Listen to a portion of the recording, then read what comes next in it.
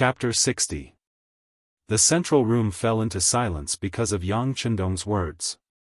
After a long while, Yang Gong, the eldest brother, asked in an uncertain tone, "Can Yang Bao and a restaurant really make that much money?"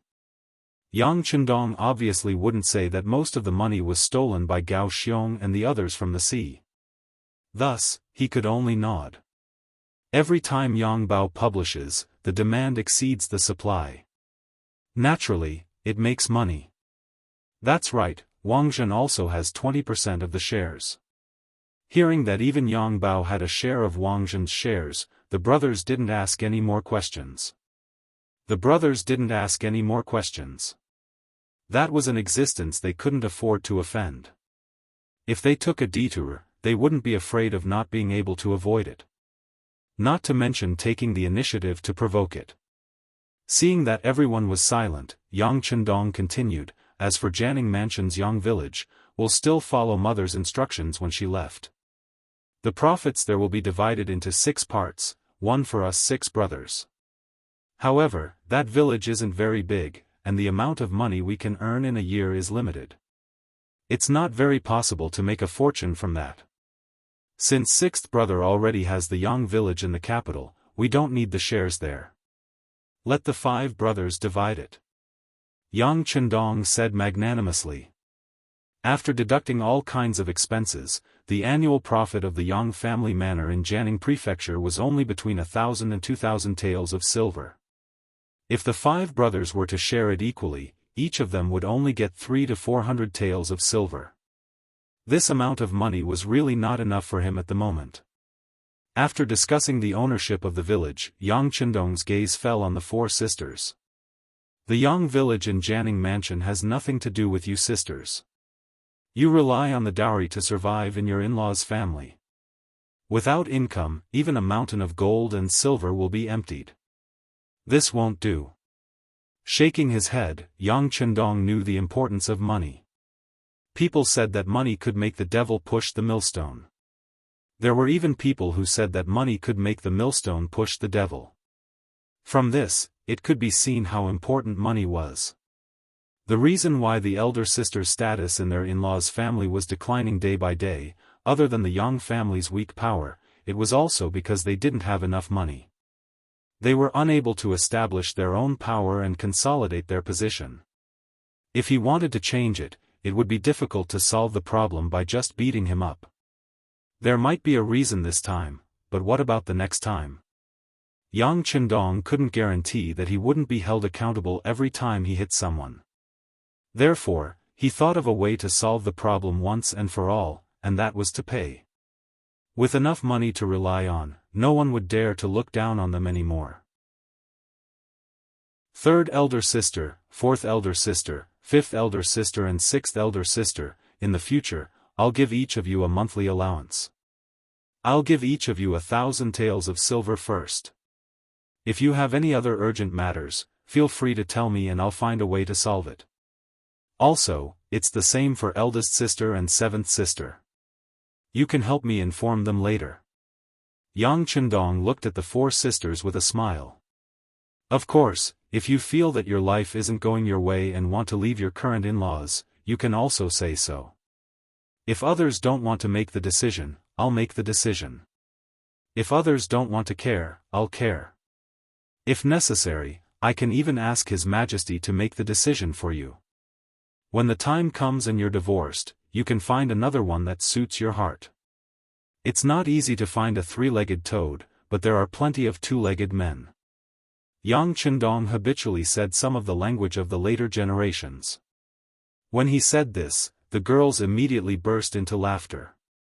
Then 3rd elder sister, Yang Jing, who wasn't living well, pursed her lips and said, 6th younger brother is joking again. 3rd elder sister is now over 30 years old and has 2 children. How can she divorce and get married? There's nothing impossible about it. Everyone has the right to pursue their own happiness. There are men, there are women. In short, if you're not satisfied with your life, you can come find me. I'll make the decision for you." Yang Chendong shook his head. He really wanted to refute his 3rd elder sister's way of thinking. He wanted to say that in his era, there were many women in their 40s and 50s who divorced. But in the end, he didn't say it. After all, it was better to tear down 10 temples than to tear down a single marriage.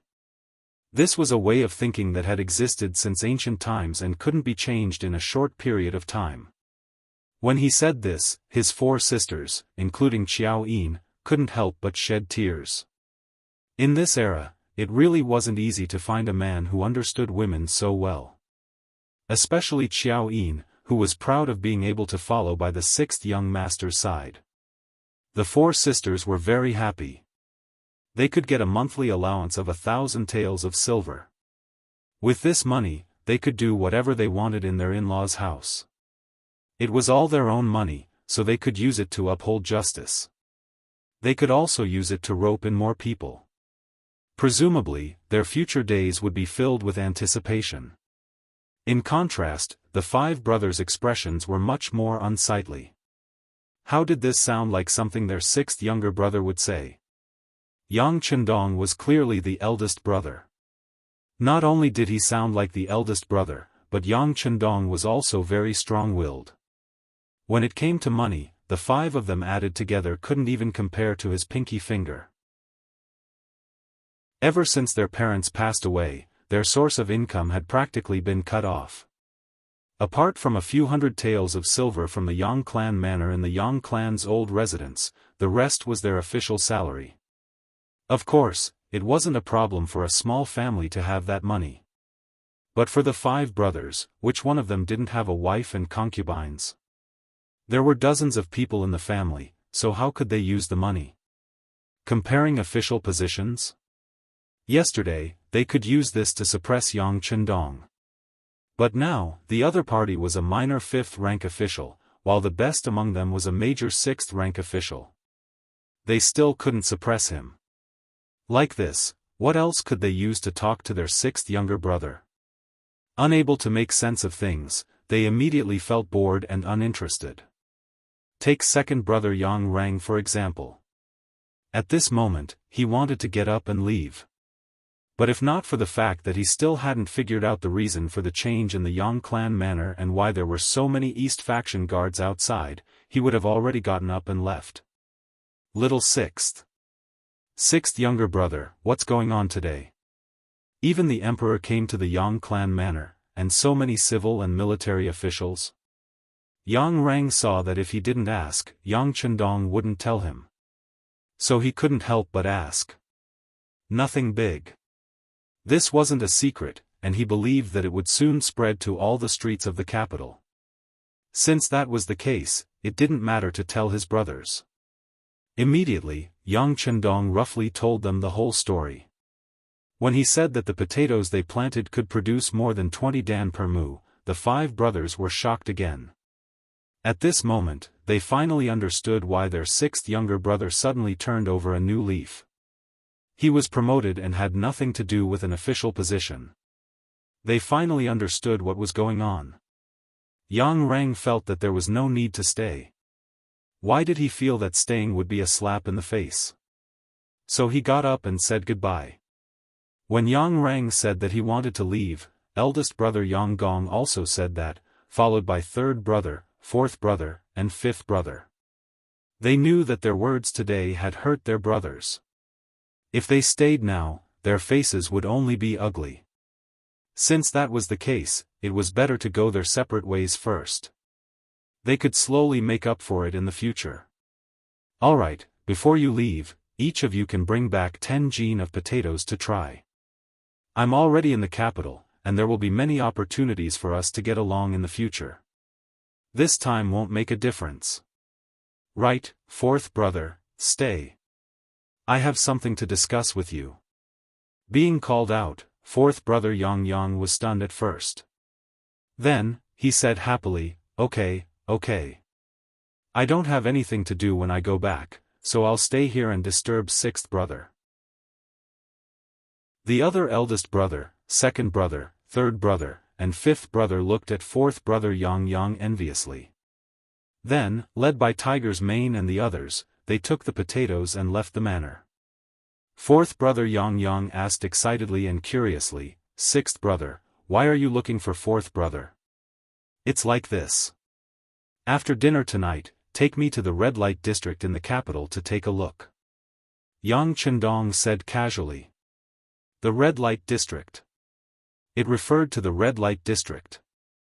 It was usually a place where people sought pleasure. In other words, it was a brothel. Of course, there were also high-class places in the red light district. Those places sold their skills and not their bodies. They were specially provided for talented women to live there. For example, Chen Yuan in the late Ming Dynasty was a courtesan. She was once a courtesan. The reason why he kept fourth brother was because he knew that this brother of his was a hedonistic son. He was an official and did not have a proper job. Furthermore, he was a man in the prime of his life. He should be familiar with such places. As expected, when fourth brother Yang heard that he wanted to take a look at the red light district, he immediately revealed an understanding look. Then, he smiled slyly, that's right. Sixth brother is already 18 years old. You're probably still a virgin. You should go and take a look. Yang Chendong did not know what to say to fourth brother's explicit words. He could only shake his head and ignore him. Instead, he ran over to talk to his sisters. The four sisters had also heard the conversation between Yang Chendong and fourth brother Yang. When they saw the sixth young master running over, they naturally smiled. Xiao Yin stood to the side with a face full of resentment. She seemed to be saying that if the young master needed anything, he should have just come to her. Why did he have to go to such a place? That would not have a good reputation. Looking at everyone's eyes, he knew that they had misunderstood him. Yang Chendong had no choice but to spread out his hands and explain, sisters, sixth brother is not that bad. This time, I have a purpose. You know that I want to build a restaurant. How can a big restaurant not have singing and dancing? I'm going to look for talents. So it's like that, Yang Chendong said with a deadpan expression. Putting aside whether or not the sisters really believed him, Xiao Yin was the first to believe him. Xiao Yin was the first person to believe him, because if the young master really needed help, he would definitely look for her and not go to the red light district to cause trouble. After explaining, Yang Chendong did not mention this matter again. Instead, he asked the sisters about some anecdotes in the capital. Because Yang Chendong had helped them vent their anger and even gave them money, the four elder sisters felt that their relationship with each other had become closer in an instant. This time, there was really nothing that they didn't talk about. As their relationship grew closer, Yang Chendong suddenly had an idea.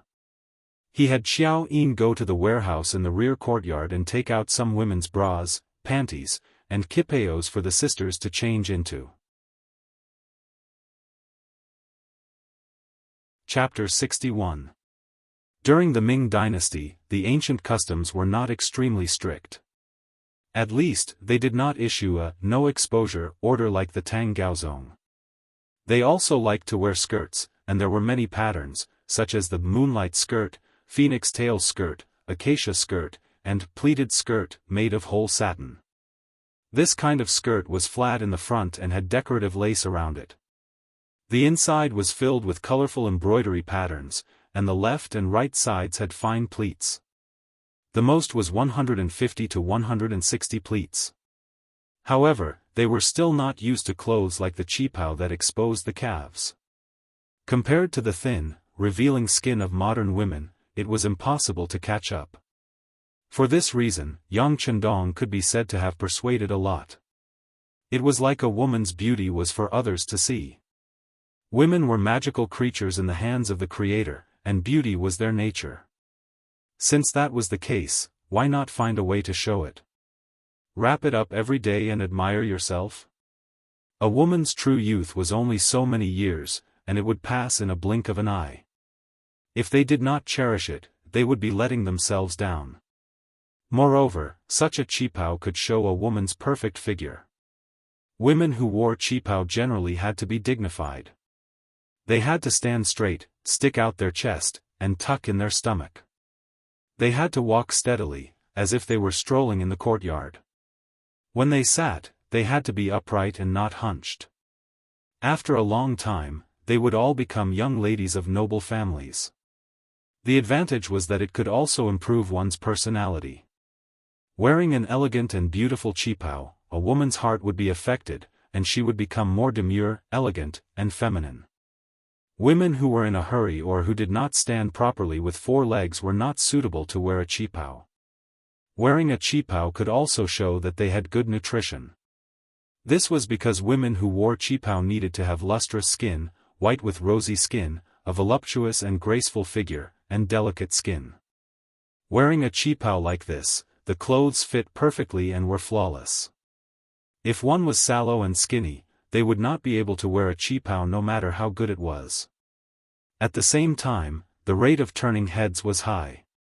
A gentleman was used for those who understood him, and a woman was dressed up for those who liked her. Wearing a qipao would naturally attract countless eyes of the opposite sex. Who knew, it might even be a marriage decision. In short, the qipao was the clothes that could show the curvaceous beauty of Eastern women.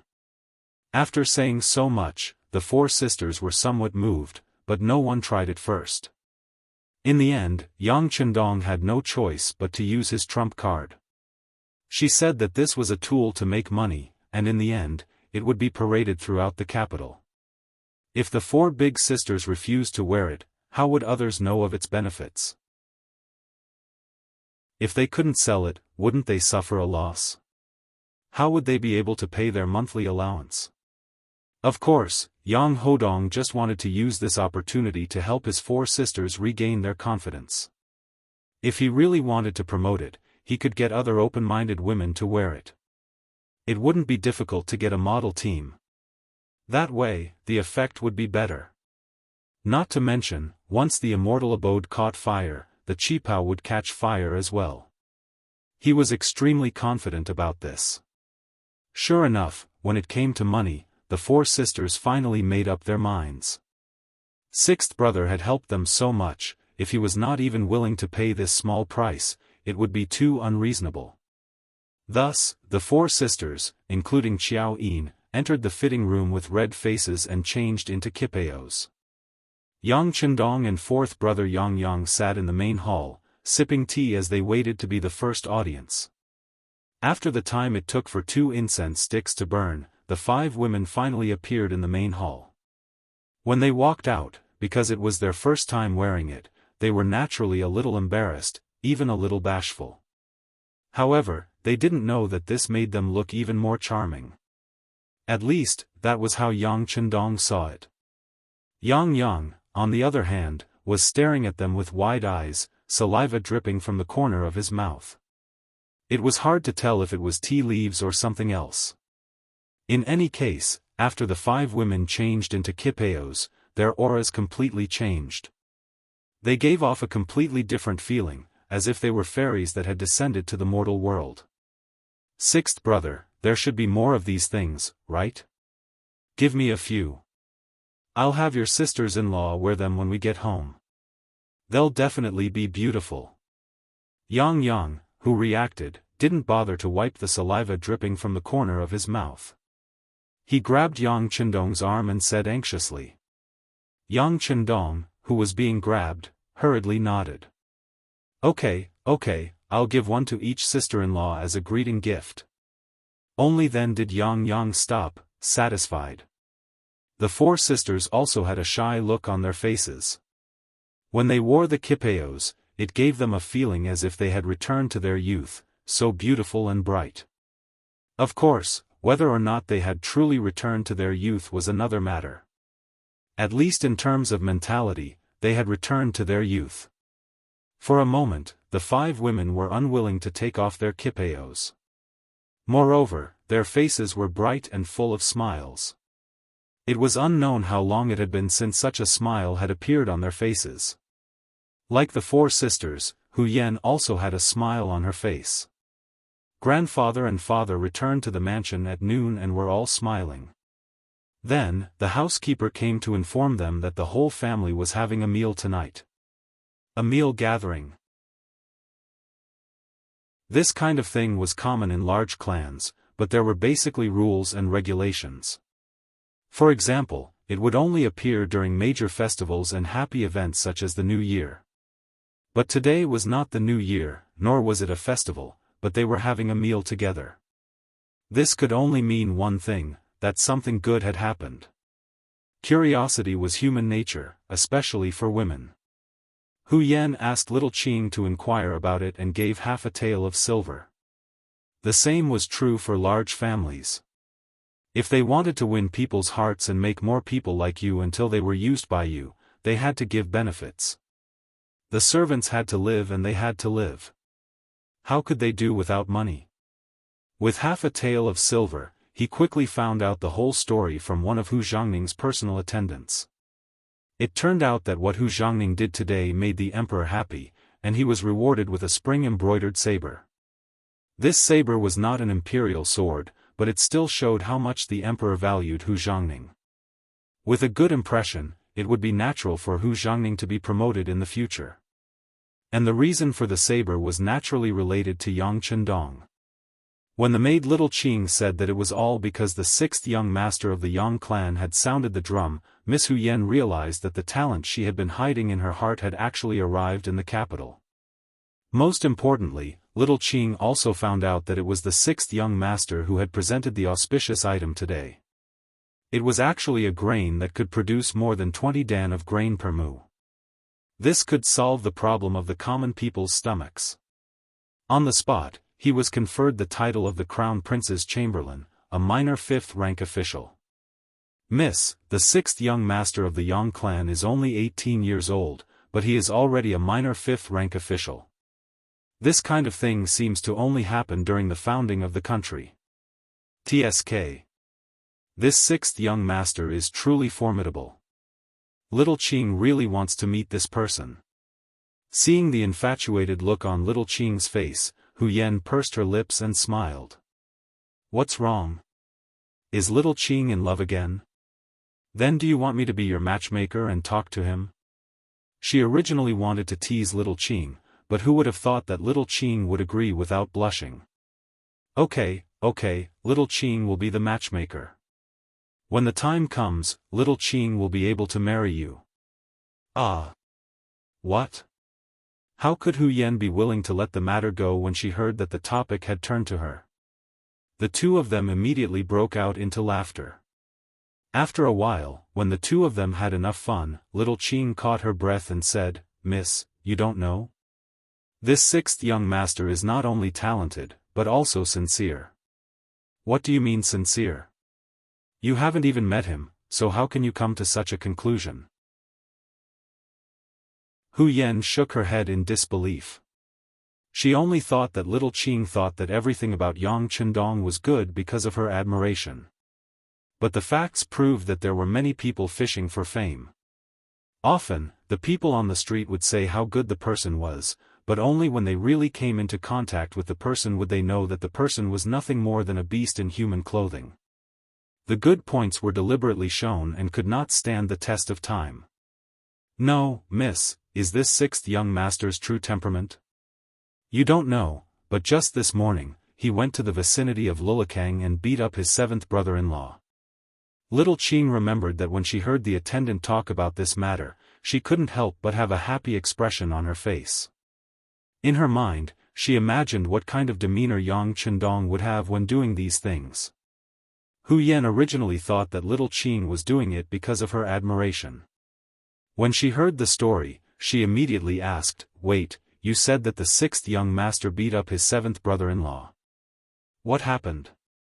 I heard about this from master's personal attendant. It's like this. Little Qing then told Yuan everything she knew. When she heard it, Yuan's eyes were filled with anger. Then, her worry turned into joy. She even waved her arm and said, Good, that's a good beating. A man who treats his wife badly deserves to be beaten. Oh, right, that Wang Go is an official in the Hanlin Academy. Will it be okay to beat him up like this? No.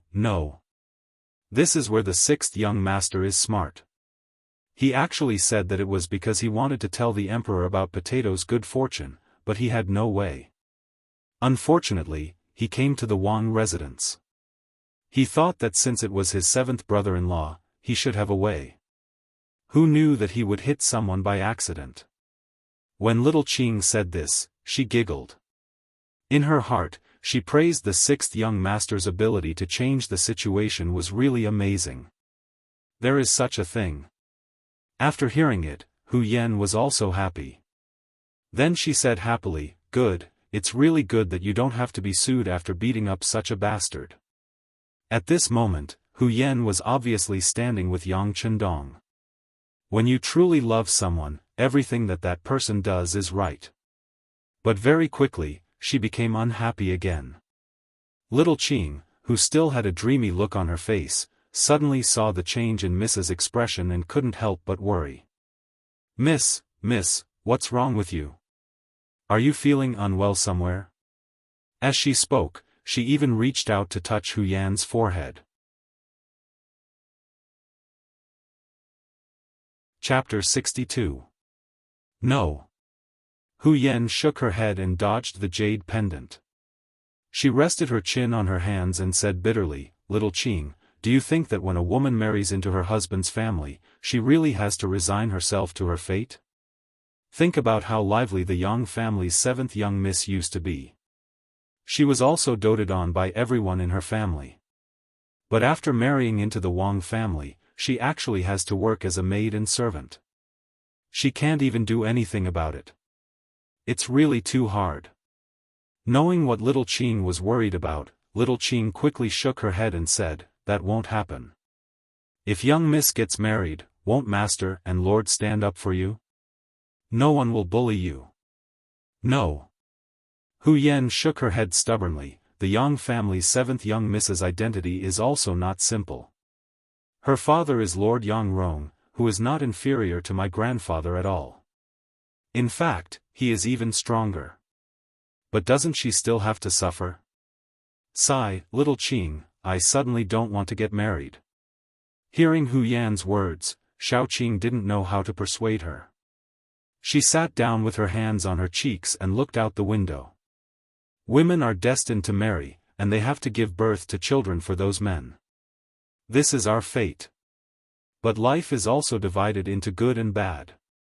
If you really marry someone like Wang Go, then wouldn't your life be ruined?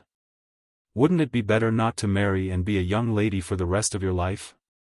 Hu Yan shook her head. This matter had a great impact on her heart.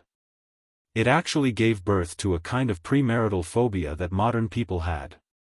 Seeing that Hu Yan was really disheartened, little Qing was afraid. If that was really the case, then master and lord would definitely punish her. What should she do then? Thinking of this, she was also a little terrified. But then, a person's name jumped into her mind. Young miss, you can marry the Yang family's young master.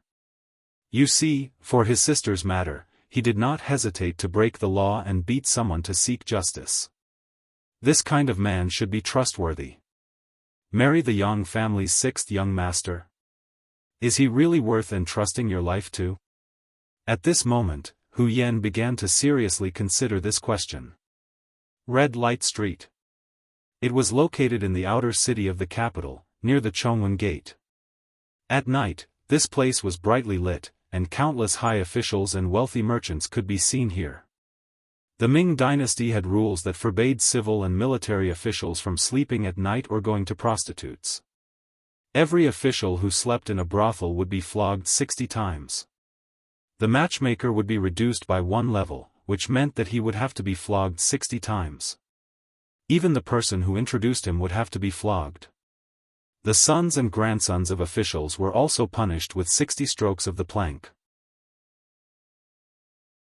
There was once a commander of Guangdong's Hainan Guard who came to the capital to stay there and prostitute. Shi Ju, Bengshi Weiyuan Guard. It meant that the people with military positions were not allowed to sleep, prostitute, or marry the musicians of the musical house. Otherwise, they would be transferred to other guard stations.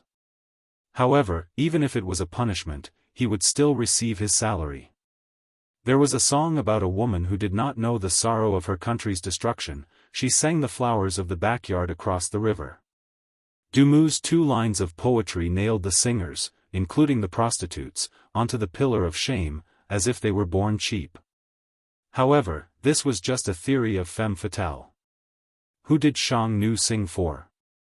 Wasn't it all for the meat-eaters who shouldered the rise and fall of the country?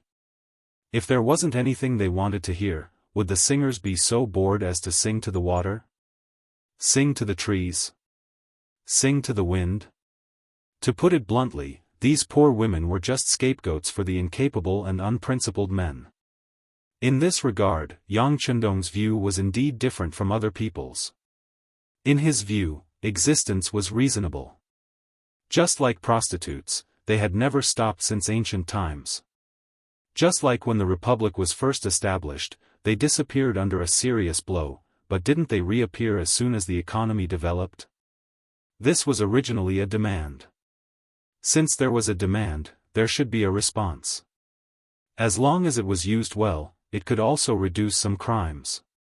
Of course, it should be regulated, such as paying taxes, having regular physical examinations to ensure safety, and so on. Of course, with Yang Chendong's current status, it was impossible for him to bring up these things. That would be looking for trouble. The red light district was different from the ordinary willow alleys. The legal control here was much weaker. Most of the people here had skills, and most of them sold their skills instead of their bodies. Unless they really liked each other, it was another matter. Because of this, there was no need to be so afraid of officials appearing here. Tonight, Yang Chendong came here with the mentality of looking around, and at the same time, looking for talents. As the saying goes, every profession has its own master. What did this master refer to? Of course, it was talent. Just like those female celebrities in the future, there were good ones and clean ones, but what kind of state most of them were in, only they themselves knew. In fact, deep down, they didn't want to become that kind of person, but in the big picture, what could they do? If they weren't taken, there was no show to take. In this way, everyone else was popular like this, and the successors didn't matter.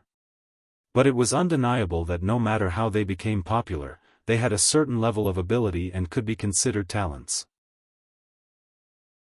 On the way here from the Yang family village, Yang Chendong had already heard from his 4th brother that there were 2 very famous courtesans in the red light district.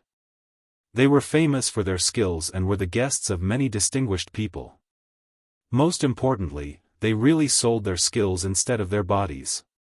To be able to persist in this kind of environment made Yang Chendong admire them very much. The first place he came today was called Jiu Yifang.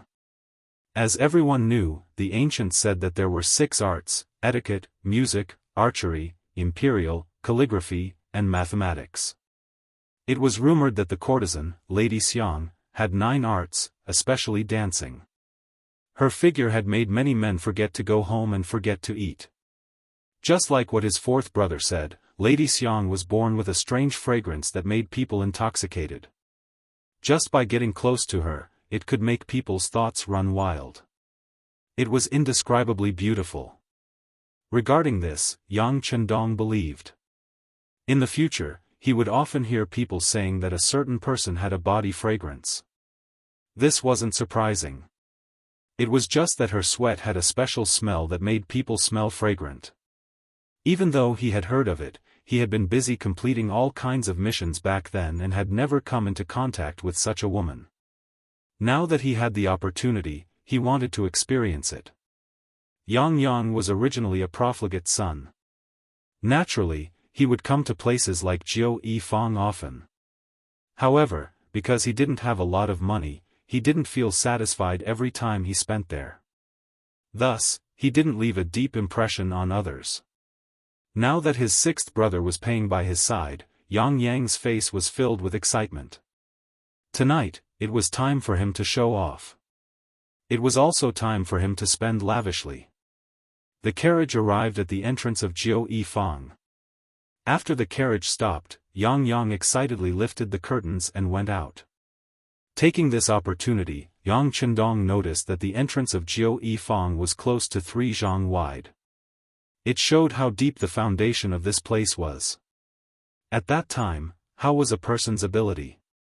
It could be seen from the width of the entrance. This was the first impression that Yang Chendong had.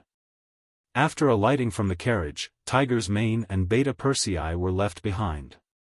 Yang San and Yang Si, who were driving the carriage, stayed behind to observe who was coming and going. With the help of his brothers, Yang Chendong, who was also wearing green clothes, walked into the main Jiao Yifang with a folding fan in his hand. As soon as they entered the gate, a manservant came to greet them and lead the way. After walking for another 20 steps, they arrived in front of a large courtyard that was 2 stories high. They hadn't even entered the courtyard yet. Before they even entered, they could already hear the chatter of orioles. "Oh, isn't this Master Yang Si?" A well-dressed woman in her 30s was welcoming guests at the door. When she saw Yang, she recognized his identity at a glance. She immediately pretended to be surprised and shouted. Then, a fragrance wafted into Yang's nose and she rushed over just like that. "Huh." When Yang saw this scene, he first looked up to the sky and laughed. Then, he naturally allowed the woman to rush in front of him and hold his arm. Casually, he put 5 taels of silver into the woman's wrist. Then, he asked naturally, "Is Lady Xiang here?" Yang had never been so generous in the past when he gave out 5 taels of silver. As a result, the woman in charge of welcoming the guests had a happy expression on her face. She said in a coquettish voice, "Fourth Master Yang's luck is good. Tonight, Lady Xiang will play a song. I'm afraid it will start soon. Is that so? That's good. Just let someone lead the way." Yang smiled and nodded. Then, he touched the woman's chin and laughed loudly as he entered the courtyard. At this time, another maid came forward with a lantern and led Yang Si and the others into the courtyard. As Yang Chendong walked, he said to Yang Chendong, who was following beside him, "That was the receptionist just now. She is a female artist who is no longer popular.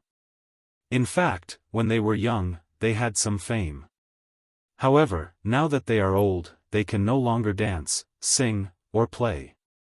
Moreover, they were born lowly and had nowhere else to go.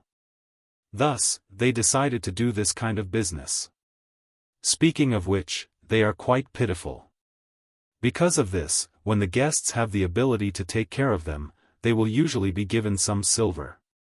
As if he was afraid that his 6th brother would blame him for giving out 5 taels of silver, Yang explained.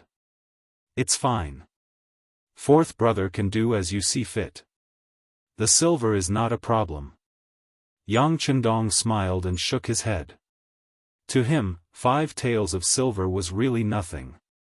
If Gao Xiong and the others went out to rob, who knew how many 5 taels of silver would come into his account? Seeing Yang Chendong's indifferent expression, Yang's heart was filled with confidence. He then said to the young girl who was leading the way, "This prince is not lacking in money. Find a good place, this is your reward." As he spoke, 2 taels of silver were handed over. "Thank you for the reward. This servant will lead you to the best place." Seeing how generous the reward was to her, the maidservant's face was filled with joy, and she became even more attentive as she led the way. The courtyard was brightly lit. Who knew how many candles and lanterns were lit? Just this alone would not be a small expense. Of course, the guests who could come here all had a small amount of money. They could casually give out enough to cover the expenses. Chapter 63. While he was still looking around, Yang Chendong was led to a square table.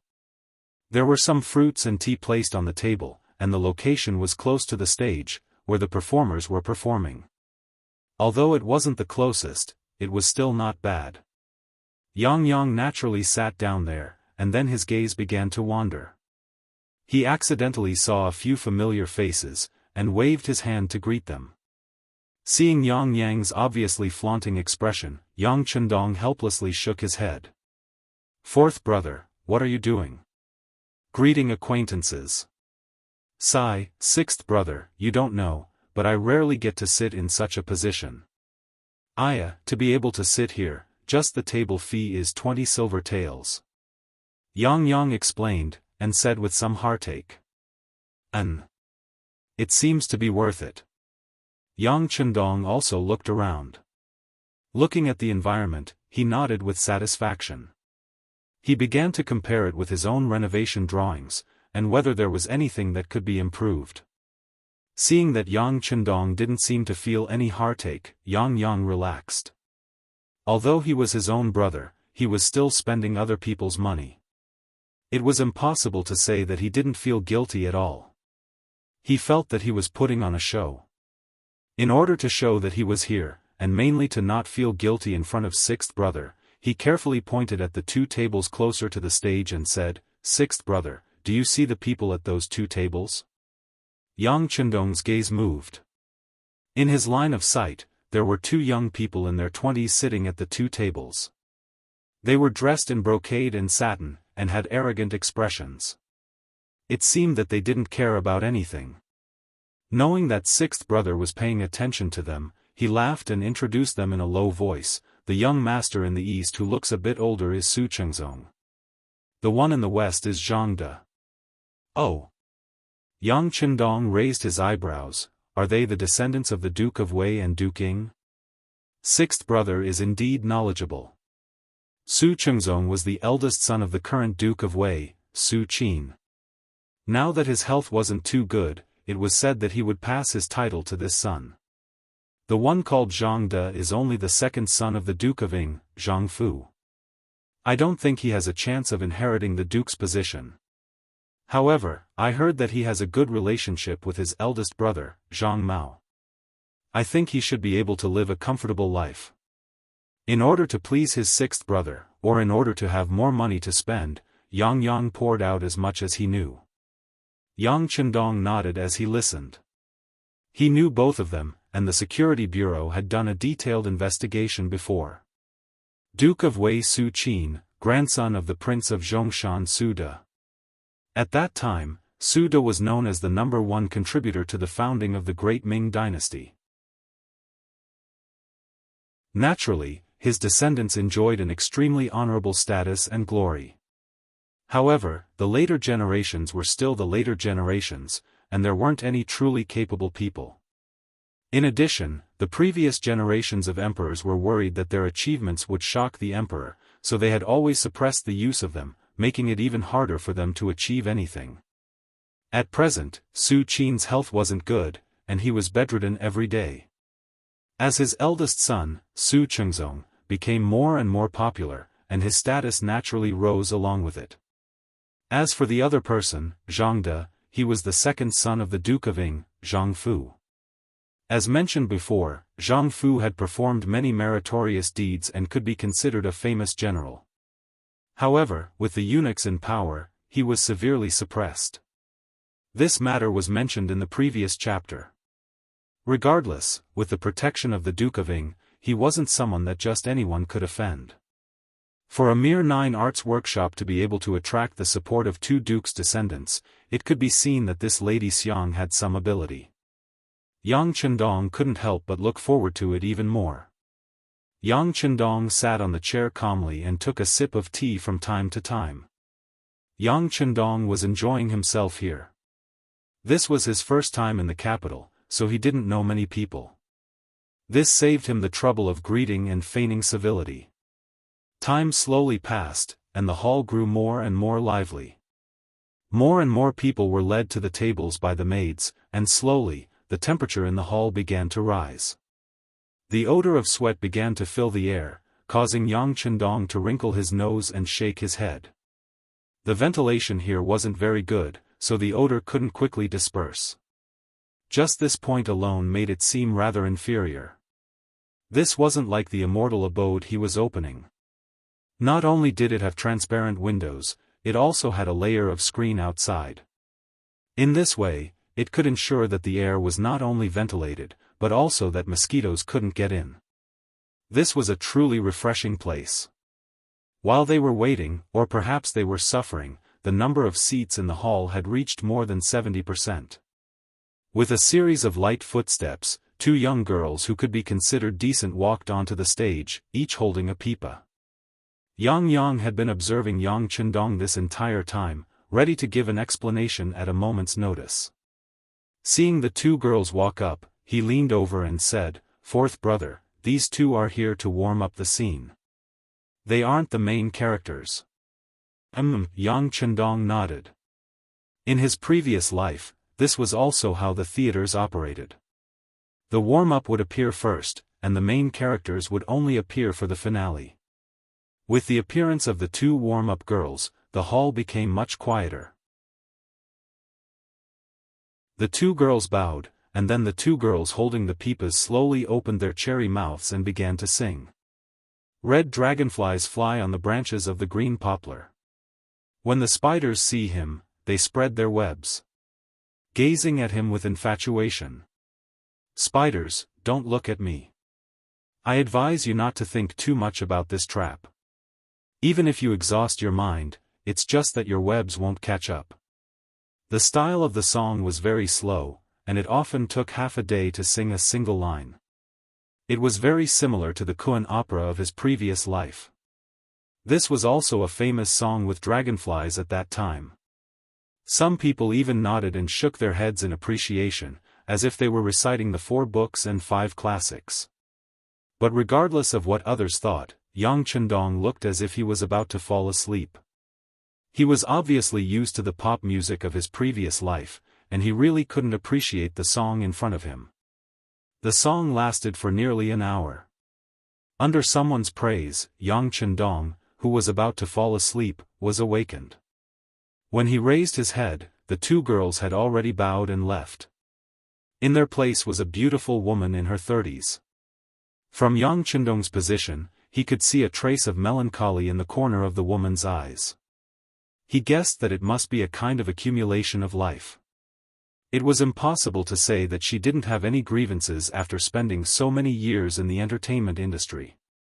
On the contrary, all kinds of people had to be welcomed with a smile, and all kinds of people could make you unhappy. But since she was doing business, she could only welcome them with a smile. After a long time, this melancholy naturally merged with her soul. "Fourth brother, this person is the head procuress here, Cui Na. She was very beautiful when she was young, and even now, there are many people pursuing her. But all this time, she has been clean and has never had an affair with any man. Later on, she was chosen by the owner to manage this 9 arts hall. Speaking of which, she's not an easy woman." Yang, who was at the side, had a chance to show off, so how could he be polite? He envied his elder sister and younger sister in his heart. They could actually get a monthly salary of 1,000 taels from his 6th brother, but as his brother, he didn't get anything. This made him feel that it was unfair, and at the same time, he also had an idea. That was to curry favor with his 6th brother and get more money. At the very least, he had to get close to his elder sister and younger sister and get the money first. As for whether his 4th brother would be looked down upon by others if he tried to curry favor with his 6th brother, he didn't care. The world was big, but money was the biggest, wasn't it? Also, Cui Na has already come on stage, which means that Lady Xiang is about to come on stage. She came on stage to ask for a reward. This is also called asking for a reward. In a while, whoever gives more money may be favored by Lady Xiang. If the opportunity is good, it is also very possible to become a guest. Yang was still there chattering. At this time, there were already people throwing silver taels and copper coins on the stage. One thing to note here was that the great Ming Dynasty didn't have banknotes, and even silver was very rare. The currency used by the Ming Dynasty was the precious banknote at the beginning of the Ming Dynasty. However, the precious banknote depreciated very quickly, so much so that it was like waste paper, and no one was willing to use it. Private transactions mainly used copper coins and silver, but before the inflow of silver from overseas in the late Ming Dynasty, the Ming Dynasty silver stock was limited, and the imperial court prohibited the mining of silver, so the silver circulating in the market was not abundant. The time when the first banknote company appeared in China was about the first year of Daoguang in the Qing Dynasty, after 1820. This first banknote company was called Ri Shengchang, and it was from that time that banknotes appeared. Without banknotes, it also made it very inconvenient for people to trade when they went out. They often needed to bring a lot of silver or copper coins to trade. Just like now, people wanted to give a reward to attract the attention of Lady Xiang. For a time, silver tails filled the sky and flew onto the stage. Of course, only some small individual investors threw money on the stage. They gave too little, so they wanted to fish in troubled waters. They just wanted to prove that they were also generous people. Because they were embarrassed and had no money, they had this kind of method. For real rich people, there would be a pimp coming to the table with a plate to ask for money. Once he received the money, he would sing loudly to praise the noble status of the person who gave the money. Naturally, this kind of practice could also lead to a kind of competition mechanism, allowing more men to spend a lot of money here, so that they could have a better harvest. The pimp began to move, walking to the front of the table, and the silver tails on the copper plate began to gradually increase. Yang Hodong was watching this scene with interest. This was completely different from what he had imagined, so naturally, he was a little curious. While watching and imagining what kind of mechanism would be used when his restaurant opened, suddenly, he was awakened by a singing voice. "Thank you, young Master Wang, for the 50 taels of silver."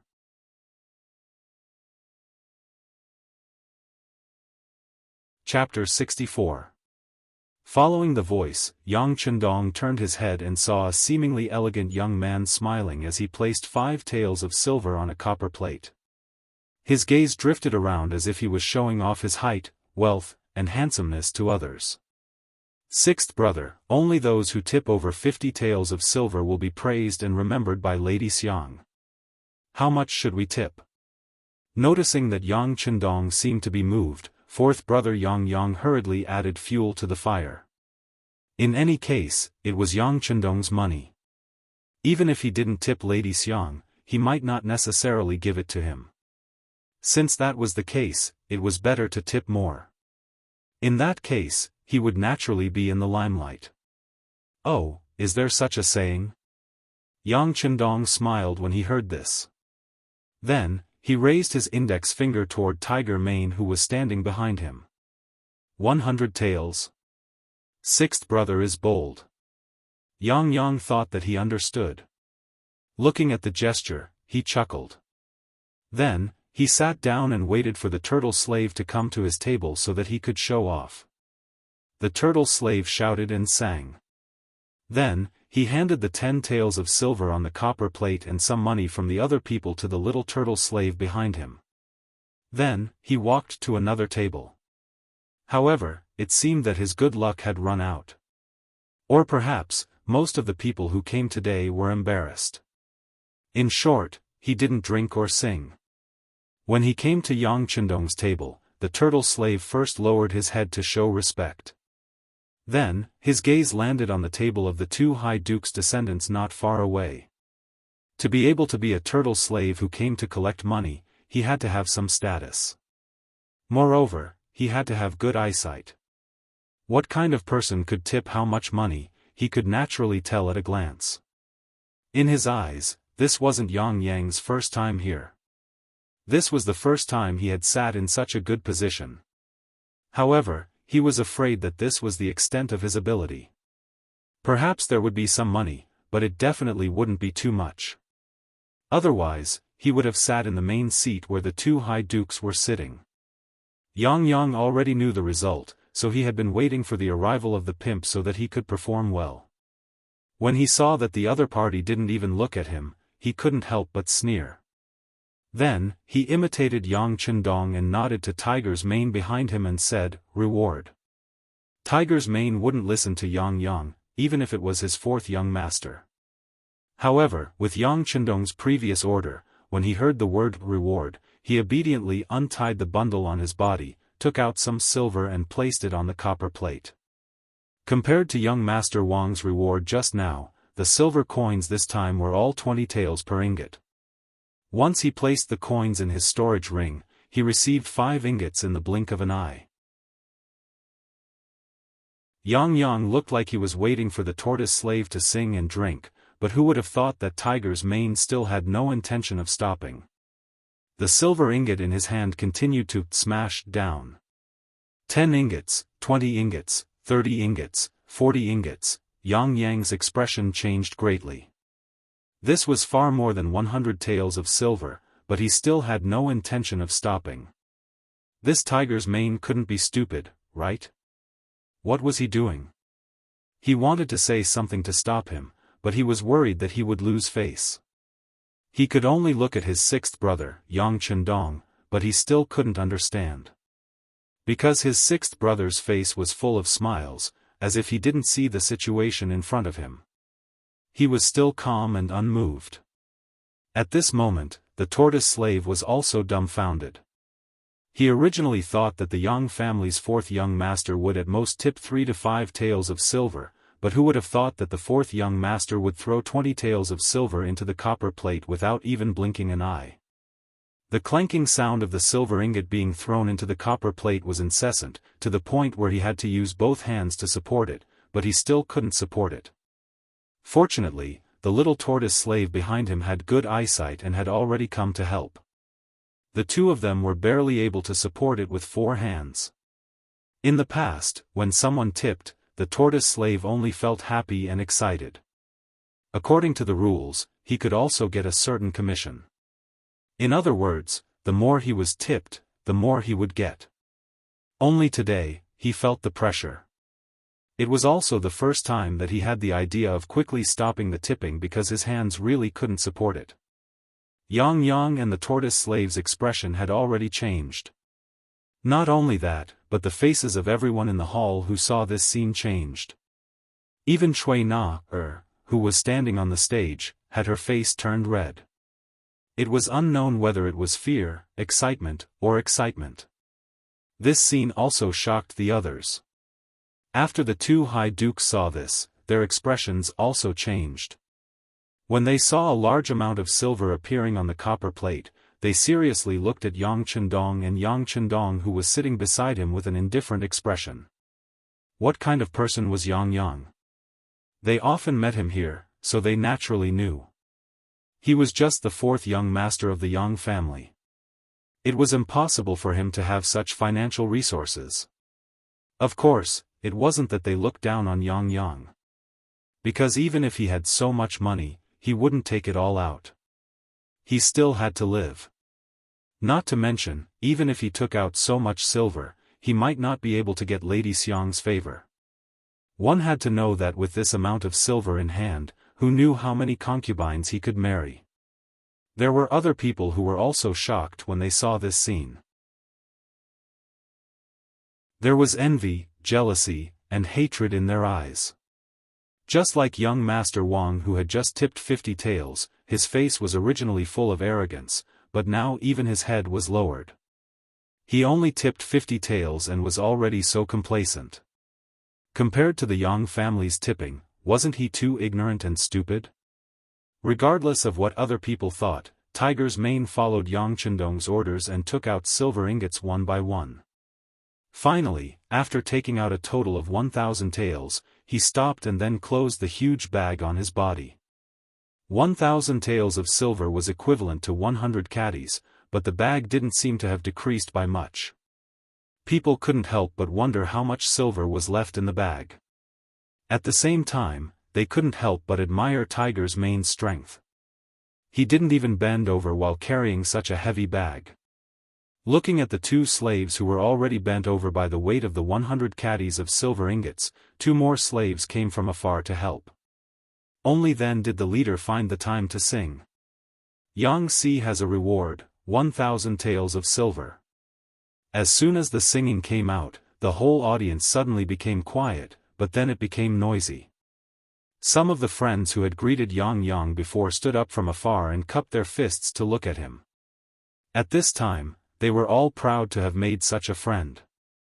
Yang Yang, who had stolen the limelight, naturally also stood up and cupped his fists to salute everyone. His big mouth almost reached the back of his ears, and there was no need to mention how happy he was. This was definitely the day he was proudest of in his life. At this moment, he felt as if he had reached the peak of his life, and his status seemed to have been raised by a lot. But what he didn't know was that those who were smart didn't even look at him, but at Yang Chendong, who was sitting at the side. There were even smarter people who had already guessed the identity of this person. The tortoise lowered its head so low that it almost reached its waist. Then, it bent its head and bowed. It wasn't that there were no people who had tipped 1,000 taels of silver in the past, but they could be counted with one hand. Moreover, the last time was a long time ago. At least, this was the first time he had been tipped as a slave. One could imagine how excited he was. When he thought of the commission he could get, he was so happy that he couldn't close his mouth. Turtle's mane finally left and went to another table.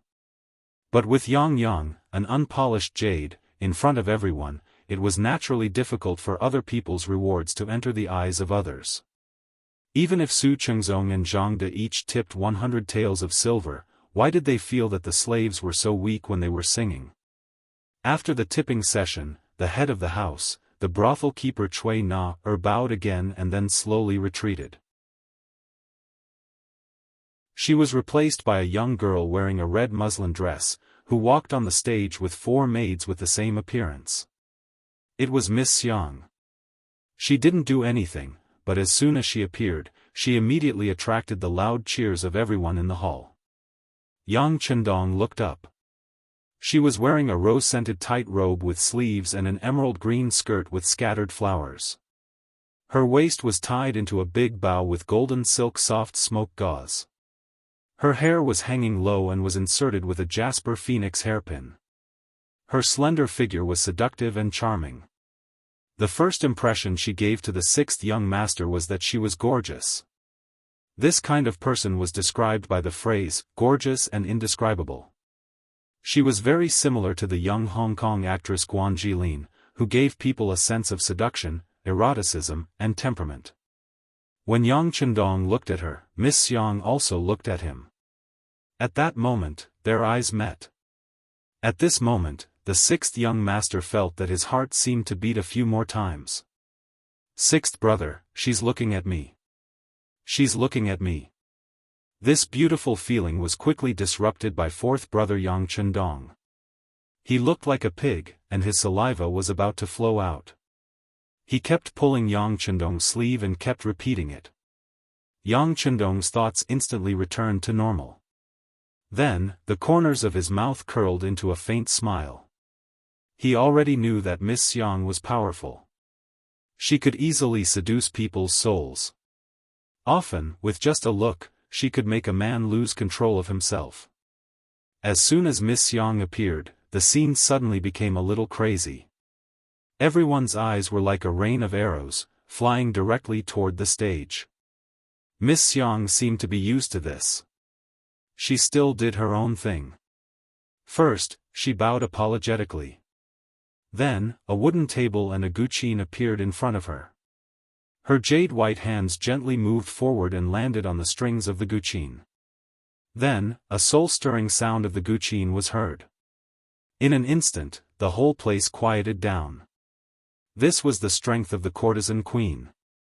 She could suppress the stage in an instant and play a role in suppressing the audience. Following which, her jade-like hands continued to stroke the guqin. Beautiful melodies echoed out and entered people's ears, causing them to feel relaxed and happy.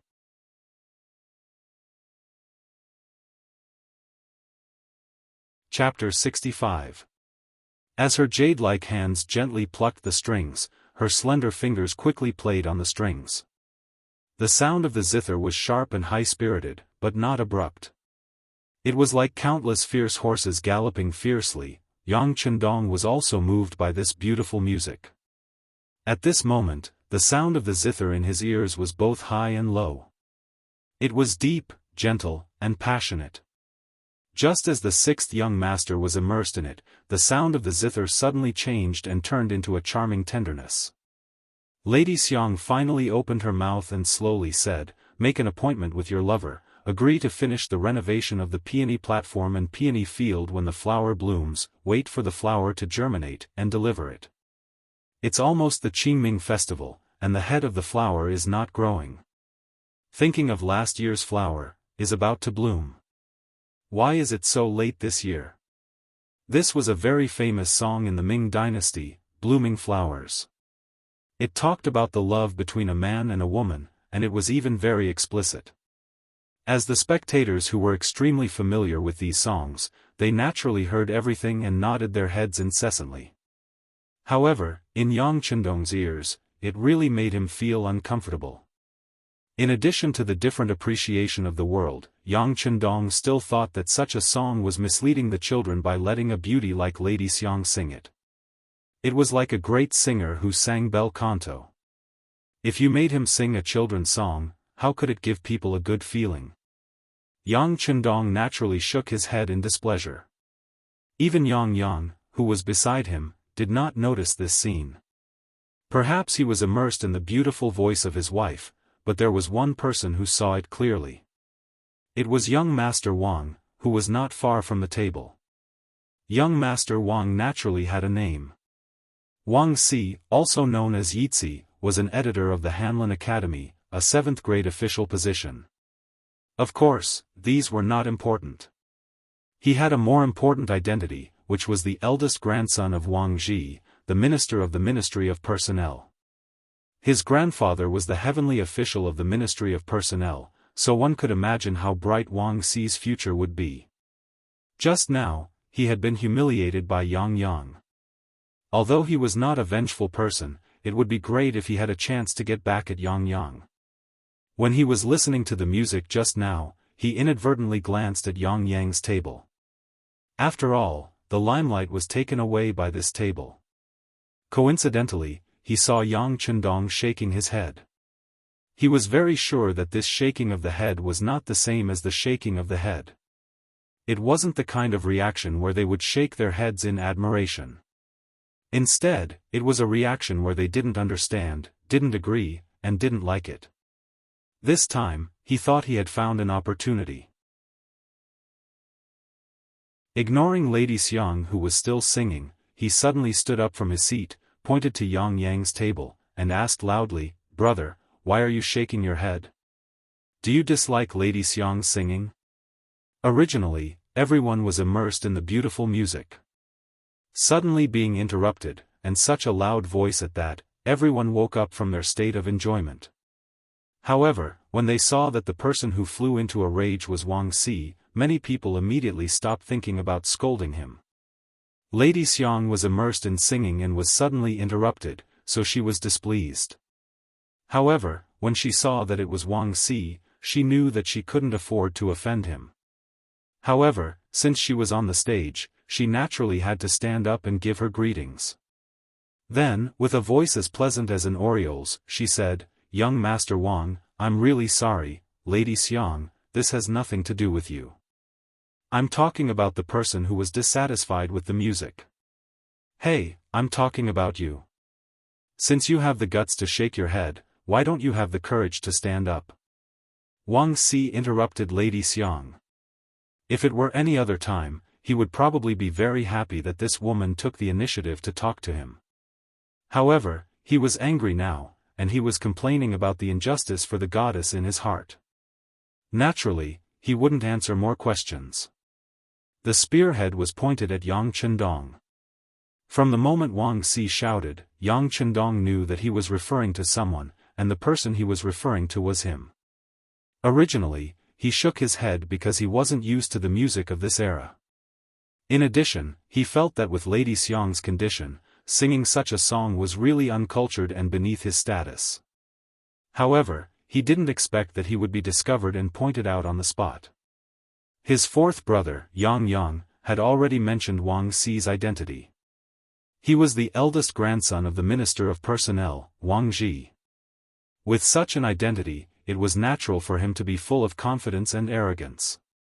Of course, this was only in the eyes of others.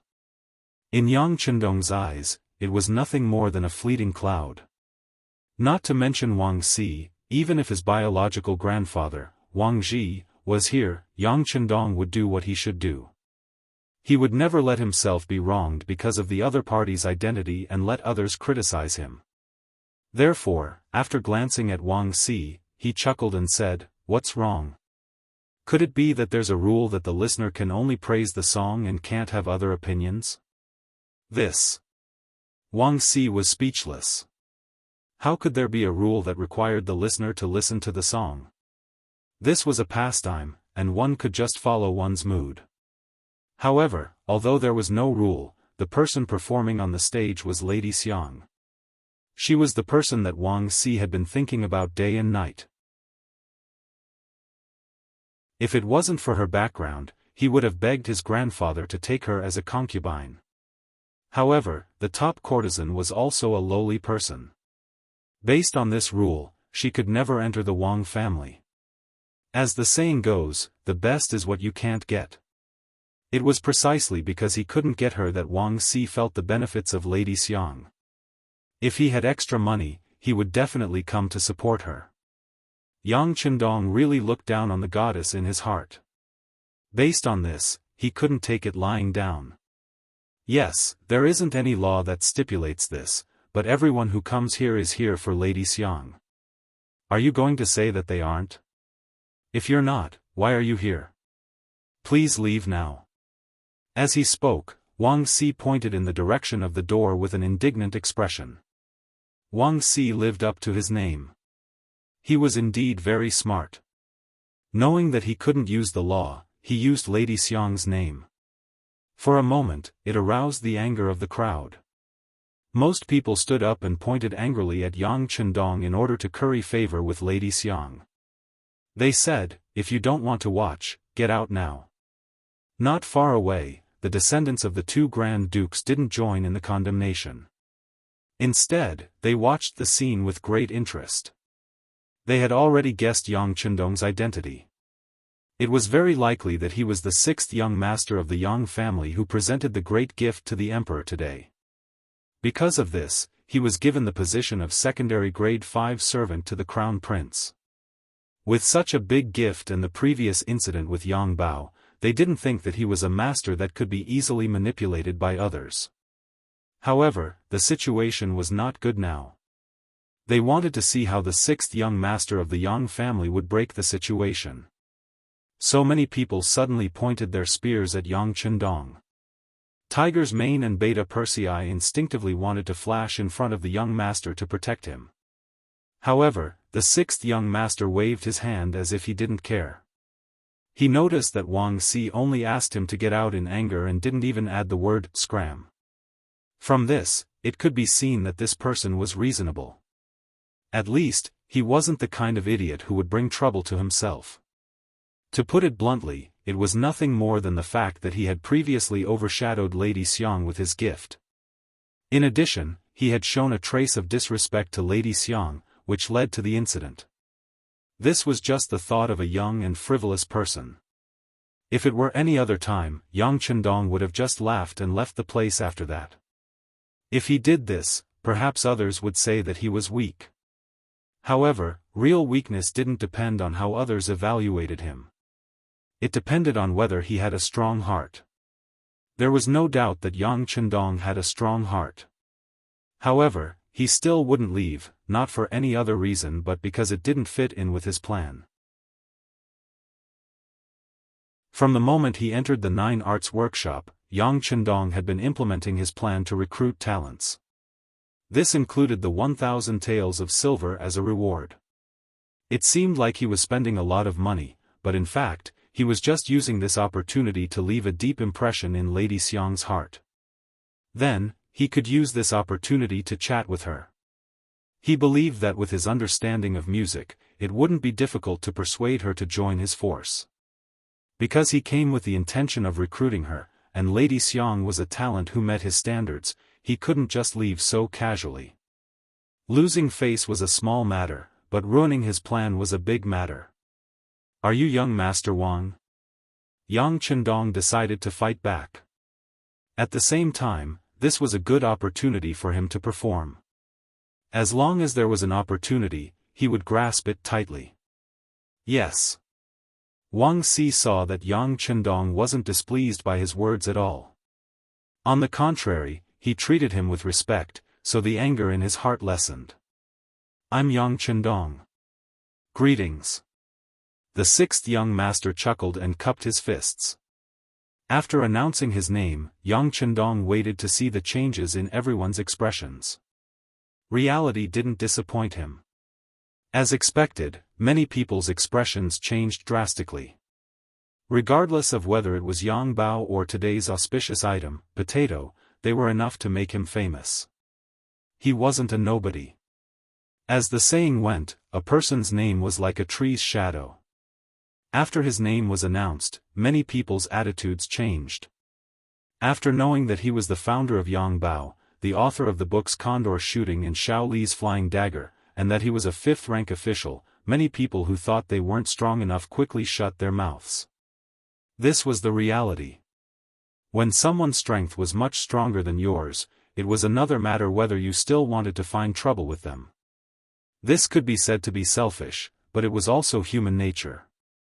Besides, it was true that they were here to see Madame Shui, but they wouldn't offend a young fifth-grade official for such a trivial matter, let alone for such a woman. After his name was announced, many people suddenly shut their mouths and returned to their seats. They were completely different from the people who had been heckling just now.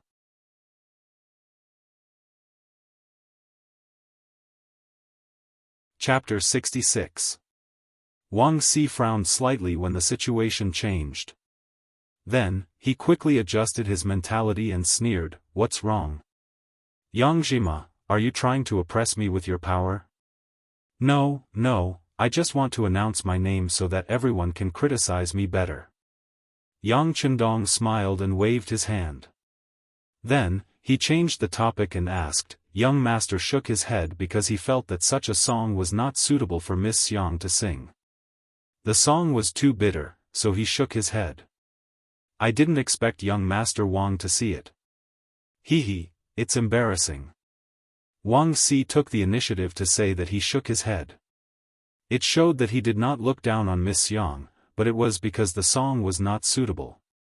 In this way, it immediately attracted Miss Xiang's gratitude on the stage.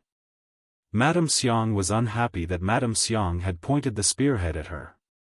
She was just a courtesan. In the end, she was just a somewhat famous actress. Everything she did was just to earn more money and live a better life. In her later years, she would have something to rely on. How could she be willing to participate in the struggle? On the surface, these people were complaining for her, but they just wanted to perform well. They wanted to leave a deeper impression on her so that they could take her body. She had seen this kind of thing many times. No matter what the result of the fight was, it seemed that it would only be bad for her and not good for her. However, this was how it was in the entertainment field. The fighting and scheming between the top courtesans and the mutual deception between the guests was unavoidable and could not be avoided. She wanted to withdraw from the stage when such a thing happened just now. However, these people came for her. If she withdrew now, she did not know what kind of trouble it would cause. Just when she was helpless, Yang Chendong took the initiative to stand up and said that it had nothing to do with him. How could Miss Xiang not be grateful? With just a few words, Yang Chendong took all the blame on himself. In this way, it seemed that he was magnanimous and decent, not caring about other people's faults. Wang Si saw that Miss Xiang had been taken out of the picture as soon as Miss Xiang said those words. Wang Si's momentum had weakened, and Miss Xiang didn't even intend to pursue the matter. If Wang Si still fought for justice for Miss Xiang, wouldn't it be a little petty? He was smart at the moment. Since he could not put the blame on Miss Xiang, he would put the blame on Yang Chendong. Let's see how Yang Chendong would explain it. "Oh. In that case, we have wronged the sixth young master. Wang Si only said that he was the sixth young master and did not mention his official position. This was also smart of him. After all, if he had to call young Master Wang's official position, it would only weaken his momentum. But the sixth young master has always been a man of many talents. The books he wrote are even more wonderful, making people forget to eat and sleep after reading them. If he is so talented, he must have a good opinion on the path of music. Wang Si is not talented, but I am willing to learn a thing or two. Wang Si was unyielding, or rather, he wanted to use this opportunity to get back at young Master Wang. As long as Yang Chendong said that he did not understand the path of music, he would attack Yang Chendong for saying that he did not understand the path of music. If he were to say that he understood the way of music, then he would definitely have to perform a song on the spot. If that was the case, then wouldn't a dignified imperial scholar, a fifth-ranked official, have to sing some kind of romantic and elegant song? Wouldn't that be a laughingstock? All in all, this was a dead end where everything he said was wrong. There was no lack of smart people in the hall. After hearing Wang Si's words, they looked at Yang Chendong with a gloating expression, waiting for him to fall into their trap and be humiliated. Fourth brother Yang was naturally a smart person. One had to know that being a dandy in the capital was not something that could be done with a little status. Most of the time, one had to use their brains. Seeing that someone was pointing at his sixth brother, he stood up agitatedly, wanting to refute the accusation. However, before he could say anything, Yang Chendong grabbed his arm, and then a huge force came, forcing him to sit back in his chair. Yang Chendong was still wondering where his sixth brother got this strength from when he heard Yang Chendong's voice. It seems that this young master knows a little about the path of music. Ah! Did he just admit it? Hearing this answer, everyone in the audience suddenly became excited. In their view, the best way for Yang Chendong to deal with this matter was to leave without saying anything.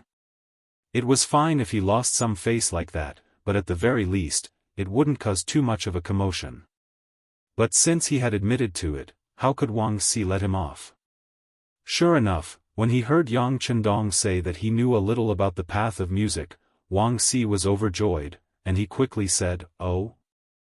Then I wonder if sixth young master can sing a song so that we can see what kind of song can be considered a good song. What kind of song can make people shake their heads?" Wang Si spoke quickly, as if he was afraid that Yang Chendong would go back on his words. After he finished speaking, he bowed to Lady Xiang on the stage and said, "I'll have to trouble Lady Xiang to let go of the zither and give our sixth young master a chance to perform." This action was equivalent to putting Yang Chendong on a horse. At this moment, if the sixth young master backed out, he would only be seen as a braggart and would be looked down upon. "Ah! Sixth brother, you can't. I remember that there is an urgent matter at home. Let's go back first." Seeing all this, Yang finally realized that the matter had become serious. He quickly stood up and spoke in a voice that others could hear. "Ha ha ha." Suddenly, there was a burst of laughter. Obviously, everyone could see that Yang was looking for a way out and an excuse to leave. Yang's reaction is quite fast. Su Chengzong, the son of the Duke of Wei, who had been sitting at the table and watching the show, laughed with a trace of admiration in his eyes. In his heart, he also thought that this was the only way out for Yang Chendong. Not only Su Chengzong, but almost half of the people thought so. Some of them even looked disappointed because the show was about to end and there was no more fun to be had. Just when everyone thought that Yang Chendong would definitely leave, he suddenly asked, "It's so late. Nothing will happen at home. If there is something, it will be something in your heart." He rejected it. Everyone heard Yang Chendong's voice clearly. Then, they looked at him with eyes full of surprise, curiosity, and even more excitement. Yang Chendong finally couldn't stand the provocation and entered the trap. If that was the case, wouldn't there be a good show to watch? They thought that after tonight, they would be able to boast to their friends that they saw a fifth-rank official of the imperial court singing a love song. That would definitely be a shocking thing. Sixth brother, Yang had already given him a way out and didn't hesitate to attract the ridicule of others. He never thought that his sixth brother would reject his kindness. For a moment, he was stunned and didn't know what to say. On the other hand, Yang Chendong patted his fourth brother's shoulder lightly to express his gratitude for his kindness. Then, he laughed and walked towards the spectators' stand. Yang Chendong's action quickly attracted the attention of everyone present. Some people were still in shock and hadn't recovered from their shock. What's going on? Is the sixth young master of the Yang clan really going up to sing a love song? If that's the case, then there's going to be a big joke. Although there was no rule saying that an official couldn't do that, such a thing was a disgrace to the educated. Presumably, after this matter, someone would impeach him in the imperial court. If something went wrong, it would create an eternal joke that he would be promoted today and dismissed tomorrow.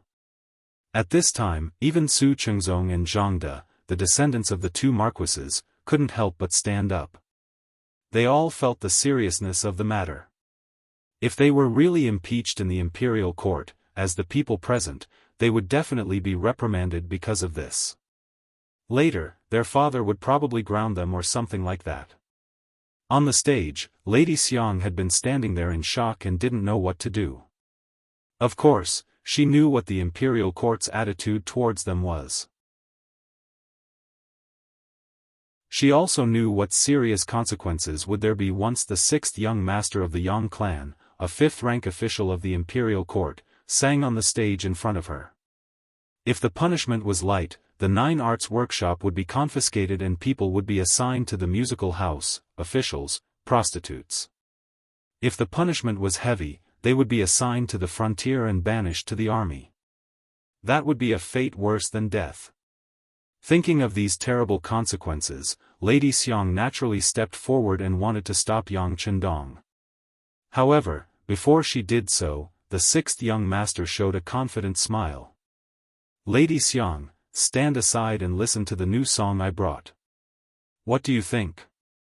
It seemed that she was infected by Yang Chendong's smile, or perhaps she was forced by his momentum. In short, at this moment, Lady Xiang took several steps back and gave the stage to Yang Chendong, who was in a cyan robe. Standing on the stage, Yang Chendong found that he could see everyone in the field more clearly. Then, he smiled.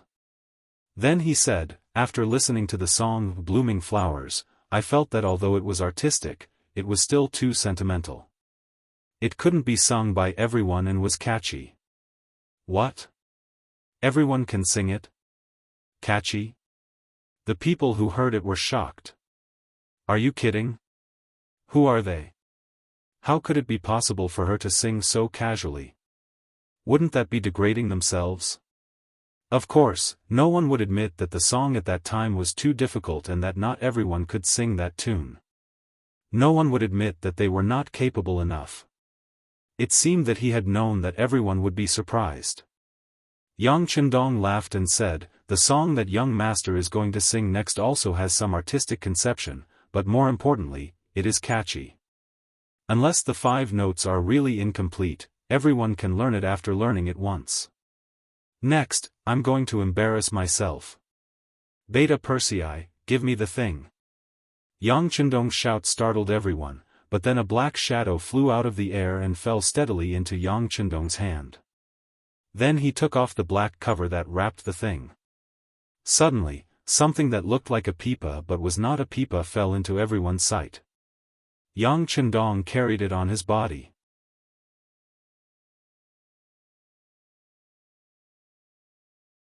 Chapter 67. It was a guitar, and it was also a modern product. It was something from Yang Chendong's dormitory, and it appeared here together with Datsang. As mentioned before, Yang Chendong would act as anyone in order to complete various tasks. He once learned vocal music to get in touch with his target. Now was the time for him to put on a good show. With the guitar in his hand, Yang Chendong's confidence overflowed. He originally brought this thing with him to discuss things with Lady Xiang. Yang Chendong knew that for talented people, especially people like Lady Xiang, money could only be the third most important thing. Love and talent were the most important things for them. Love was something that Yang Chendong couldn't give them now. He didn't even have a wife. If he married a slut first, he didn't know how others would criticize him. At that time, it was really a matter of public criticism. Since that was the case, he could only give them talent. He believed that the beauty of music was universal. Just like the people in the future, there were people who liked Beijing opera and Kunku opera. He did not believe that the songs of the future would not work in this era. The popular and catchy feeling would be unforgettable once they came into contact with it. For example, the few military songs that he taught were already proof. Even if the military songs could be accepted by the people of the current era, he also asked Xiaoyu. She said that the military songs were really good. The beautiful melody was not something that those people of the current era could sing. It was Xiaoyu's words that gave Yang Chendong confidence. That was why he dared to stand on this stage and perform. However, even though he was confident in his heart, Yang Chendong still did not want to use something too advanced to stimulate others in the beginning. For example, if he used Jie Chao's nunchaku, the speed of the singing would probably be too fast. With a hum and ha-ha, people would be confused. If they could not hear it clearly, how could they learn it? Therefore, he had to first use something that was more popular and more accepted in this era. Although it was as distant, at least they could understand the meaning of the words. Today, not only was Yang Chendong going to sing, but he was also going to teach. The people present were his first batch of listeners and students. Now that he had decided to sing, everyone in the hall held their breaths. They wanted to see what the sixth young master, who was known as multi-talented, was going to sing. Just as everyone was building up their emotions, Yang Chendong suddenly put his guitar behind his back and said with a smile, "Since everyone is giving me face, today, this young master will follow the rules and do something exciting. How about it?"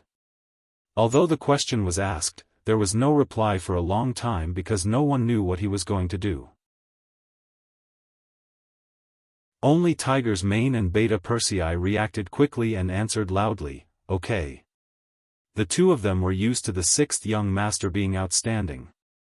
In their eyes, as long as the sixth young master wanted to do something, there was nothing he could not do, and nothing he could not do well. Singing was naturally the same.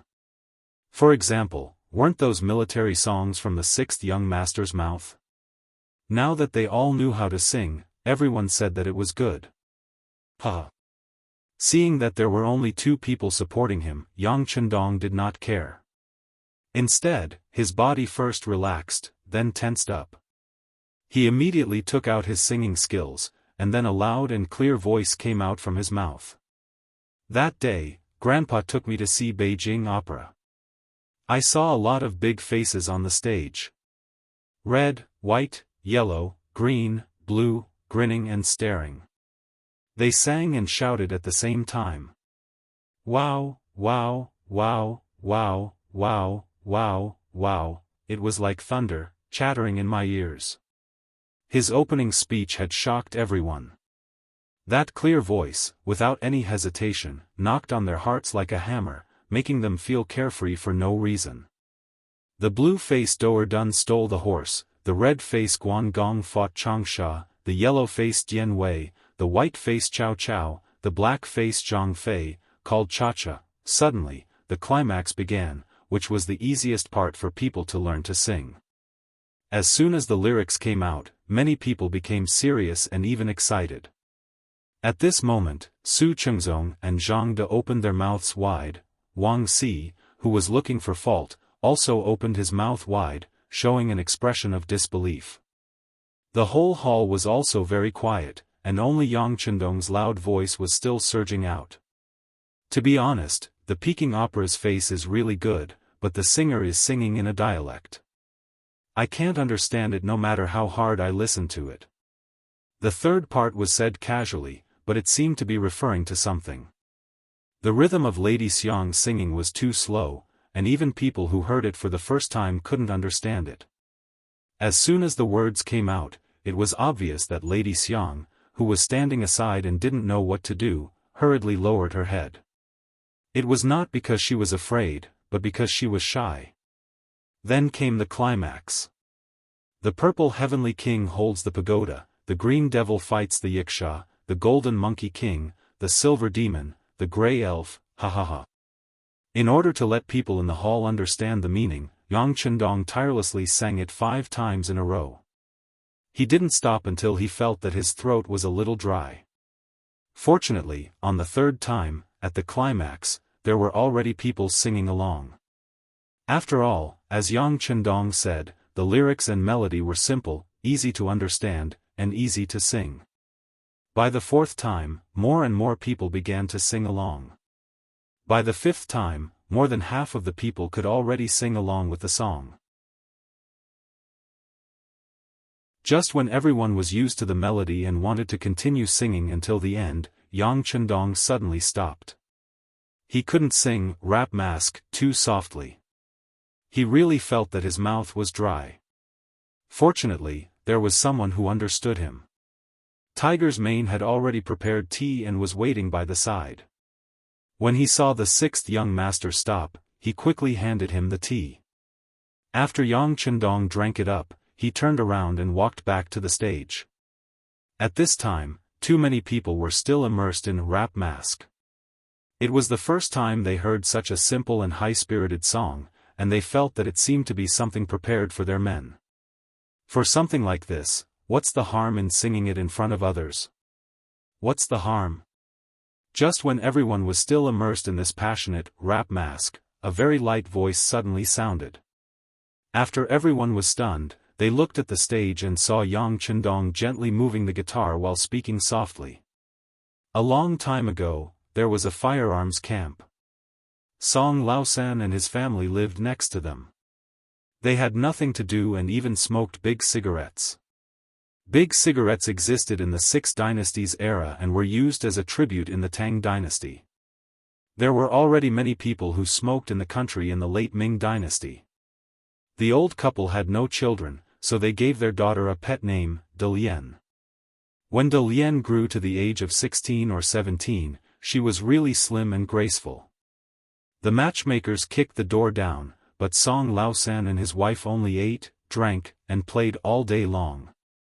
They didn't care about their daughter's marriage. Later, they met a young farmer, Tong Xiaolu, and the two of them fell in love secretly. Once, Tong Xiaolu came to Delian's house. The two of them were secretly having a rendezvous and were discovered by their parents. This time, they got into big trouble. It was an insult to their ancestors and a disgrace to their family. Delian's father used a leather whip to beat Delian until her skin and flesh were torn open. He gave her a kitchen knife, a rope, and a pair of scissors and told her to kill herself. In the end, Delian was forced to jump into the Qingshui River at the entrance. When Tong Xiaolu heard that Delian had jumped into the river and died, he brought the joss paper to the Qingshui River. On a windy and rainy night, he came to pay respects to his sister Delian. After paying his respects, poor Tong Xiaolu also jumped into the river. This was a tragic love story where both sides died for each other. First, he narrated the story in a narrative way. Then, the sound of the guitar accelerated, accompanied by Yang Chendong's clear voice. The tip of the peach leaf is sharp, and the willow leaves fill the sky. Dear Lord Ming, listen to me carefully. This matter happened at Shijing's Blue Indigo Factory. In the Blue Indigo Factory's firearms camp, there is a Song Laosan. Speaking of this Song Laosan, the couple smoked a lot and never had a son to give birth to a daughter, Chan Wan. Amidst the soft singing, the story was slowly spat out. The content was clear and the melody was easy to understand. It allowed people to quickly immerse themselves in it. The people in the audience who were originally agitated by the rap mask began to calm down. Then, they were brought into the story and could not extricate themselves.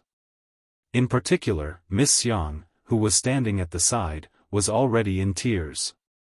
It was obvious that she had judged others by herself and thought of herself. In some ways, how could they not be the same? There were many things that were beyond their control, especially when it came to love.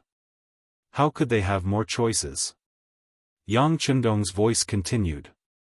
He still wanted everyone to understand. After the first time, he only paused for a moment before singing the second time. Then, on the third time, Miss Xiang had already adjusted her emotions. She held the guqin and began to cooperate with Yang Chendong. It had to be said that the top courtesan was indeed the top courtesan. In terms of understanding and acceptance of music, she was indeed much faster than Yang Chendong. At least if it were him, it would be very difficult for him to completely understand the melody after listening to it twice. Miss Xiang did it. Not only that, but because the lyrics were easy to understand, she even began to sing along. At the backstage, the head courtesan, Cui Na, was quickly writing down the lyrics with a brush. She had a feeling that this song, exploring the Qingshui River, would become very popular. If the Nine Arts Workshop could be the first to sing it, it would definitely be very popular. At that time, customers would come in droves and their business would be several times better. They would even be able to get more money when they tipped people. Of course, this was based on the sixth young master's authorization. This time, he sang it 4 times. When he saw that Miss Xiang was almost done, Yang Chendong laughed and stopped playing the guqin. He stood up and looked at Wang Si, who still looked like he wanted to continue. "Young Master Wang, what do you think of my song?"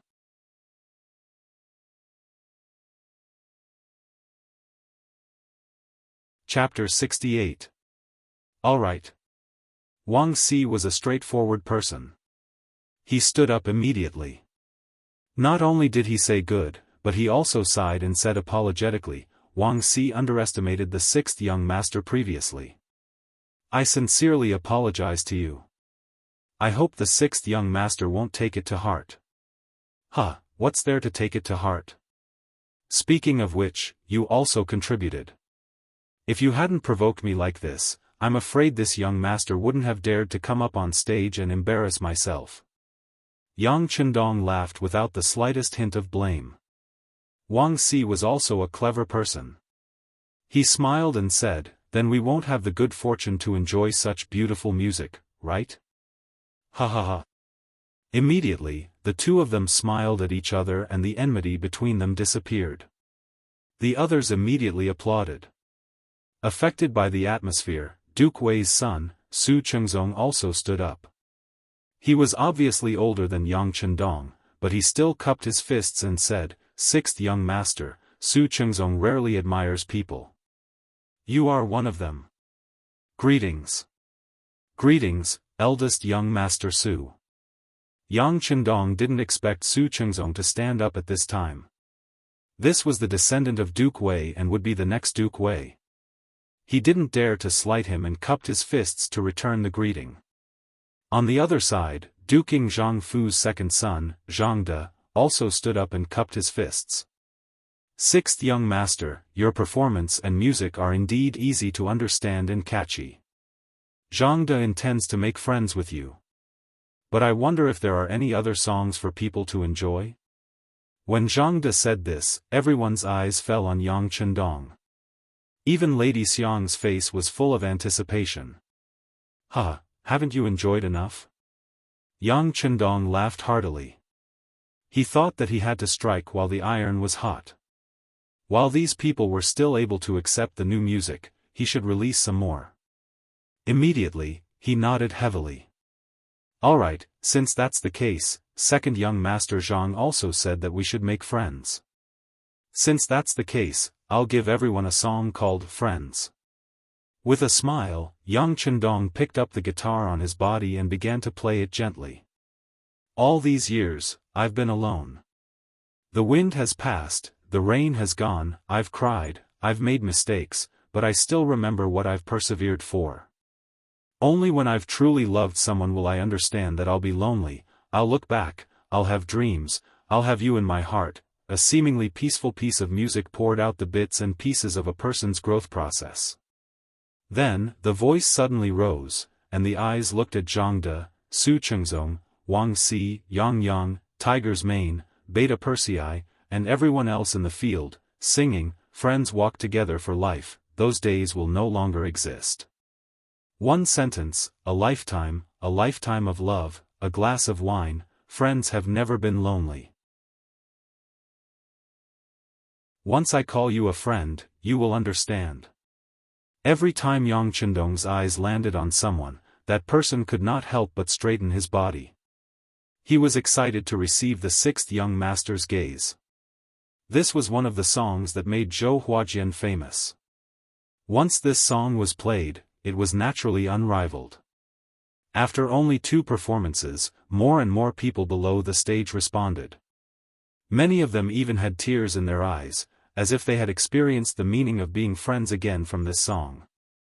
As soon as the 3 new songs of Rap Mask, Exploring Qingshui River, and Friend came out, everyone looked at Chu Fifan with more admiration in their eyes. No one knew who took the lead to shout, "Dong Shui! East Marshal! One more song! East Marshal! East Marshal!" It was as loud as thunder. The loud voice spread out from the 9 Art Square, causing the passers-by to stop and look at each other. They could not understand what was going on here today. After the shouting, Yang Chendong kept his guitar and walked down the stage with a big smile. He returned to his table. His 4th brother, Yang Yang, who had been sitting there all this while, was already blushing. When he saw Chendong sitting down, he said, "Sixth brother, you're really something. Once tonight's matter is spread out, your name will be known throughout the entire capital tomorrow." Yang Chendong smiled and shook his head. This was only the beginning. He had only brought out a small portion of the things that he knew, and it had already caused a commotion in the capital. If these people were to take a look at Crimson City, wouldn't their eyeballs fall out? Yang Chendong's expression was calm, but the people in the audience seemed to have been injected with chicken blood. After listening to the 3 completely different songs, they had gradually accepted this new style of music. There were even a few people who gathered together and began to memorize the lyrics of the 3 songs. One after another, they chatted happily. Those who did such things were either people without status or people who felt that their status was not good enough. For example, the son of Duke Su, Su Chengzong, the second son of Duke Ying, Zhang De, and the grandson of Wang Ji, the Minister of Personnel, Wang Si, did not bother to do such things. Instead, they held their wine glasses and walked over to Yang Chendong's table. Those who were able to come to the 9 Art Square and become regulars here were all people who loved music. The 3 people who were shocked by the 3 songs took the initiative to walk over to Yang Chendong's table. It was not because he was a secondary class, rank 5 official at such a young age, but because they admired his talent. The 3 songs just now allowed them to understand what it meant to be a high mountain and flowing river, and what it meant to be a heavenly sound. It could be said that the appearance of the 3 songs had completely overturned their understanding of music. At this moment, they were truly impressed by Yang Chendong's talent. Walking over to him was just an act of goodwill. Naturally, Yang Chendong, who wanted to make friends with influential officials, would not let go of such an opportunity. He immediately drank and chatted merrily with the 3 people. Including 4th brother Yang Yang, there were 5 people in total. They chatted merrily, and laughter could be heard from time to time. "Dong Shui, these 3 songs of yours are truly unforgettable. It's so refreshing." Su Chengzong, who was shaking his head, said with a flushed face. "That's right. Compared to the songs I've heard in the past, it's obvious who's better. I'm afraid that I'll have to suffer in the future." Zhang De, the second son of Duke Ying, had a look of pity on his face, as if he was sad that he would not be able to hear such songs in the future. "Sai, second young master Zhang, you're right. With Dong Shui around, why would we worry about not being able to hear such beautiful songs in the future? Isn't that right? As Wang Si spoke, he winked at Yang Chendong, clearly saying that if we want to listen to songs in the future, we'll have to look for you. The three people here, one asking and one answering, seemed to be expressing their own opinions, but in reality, they were just testing him.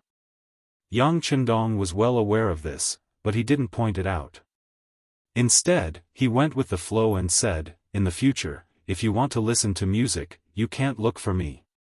No matter what, this young master is still a fifth-rank official of the imperial court. If I really do that, those imperial censors will report me to the emperor."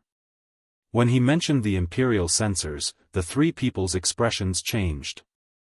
The hierarchy of the dynasty was very strict, and people were divided into 3, 6, and 9 ranks. Entertainers were of a lowly background, and were looked down upon the most.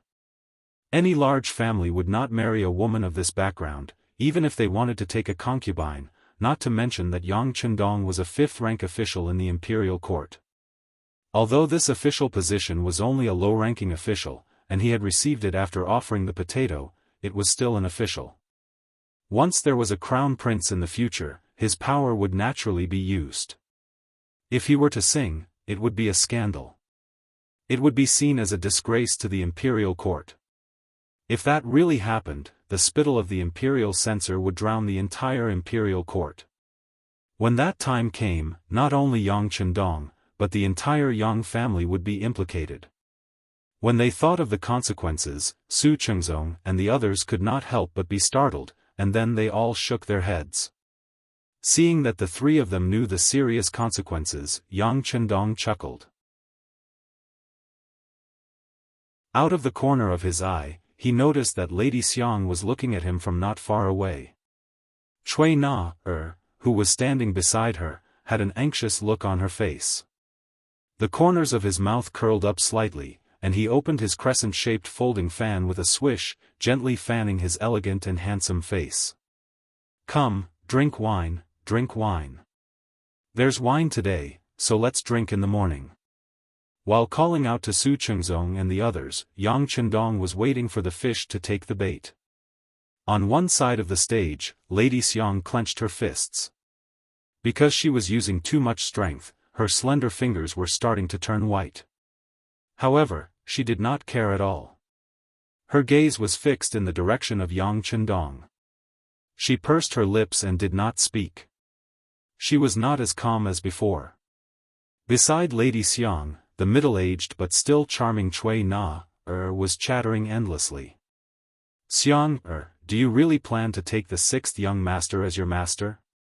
Although his elder sister was also amazed by the 3 songs he played just now, he was still an official and a noble. "We are just the lowest performers, and the difference in status is too great. Even if you are the famous Lady Xiang of the capital, if you want to take him as your master, I'm afraid he will not agree. You will only be asking for your own humiliation." Lady Xiang, who had already gathered some courage, clenched her fists even tighter, and there was a hint of struggle in her eyes. However, in the end, she still did not take the step, as if her feet were tied to a boulder. Yang Chendong, who was sitting there drinking wine and chatting with his new friends, noticed that Lady Xiang did not come over in the end. Instead, she disappeared on the side of the stage with the help of Cui Na, the procuress. He could not help but sigh in his heart. "It seems that I have overestimated Lady Xiang. She is a woman after all, and her status is still inferior. She doesn't even have the courage to ask me for advice. Originally, I planned to take her as my subordinate after I appeared today, but I have to give up for the time being." Although the plan had encountered some temporary difficulties, in Yang Chendong's view, it was not a bad thing. At least tonight, he had made a name for himself with the 3 songs. Lady Xiang might have had too many concerns, but there would eventually be bold female artists. Opportunities were always for those who were prepared. After drinking 3 more cups of wine, the sound of the watchman rang out on the street outside the Jiu Arts workshop. 1 hour.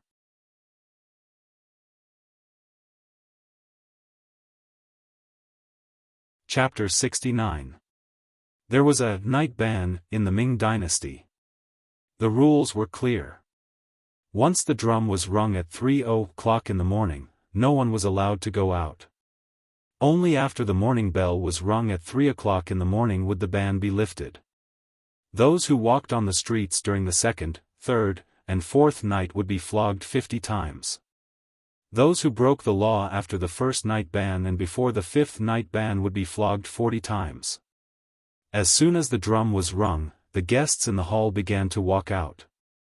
Yang Qindong lived outside the capital, so he naturally had to be one step ahead. Otherwise, he would not be able to make it to the southern city gate in time. Everyone, it's time. Farewell. Yang Qindong stood up and cupped his fists at Su Chengzong and the others. Take care, Dong Shui. Su Chengzong and the others stood up with smiles on their faces. Although they had just met, they felt regretful that they had not met sooner. If there was anything Yang Qindong gained tonight other than making a name for himself, it was probably making these three friends.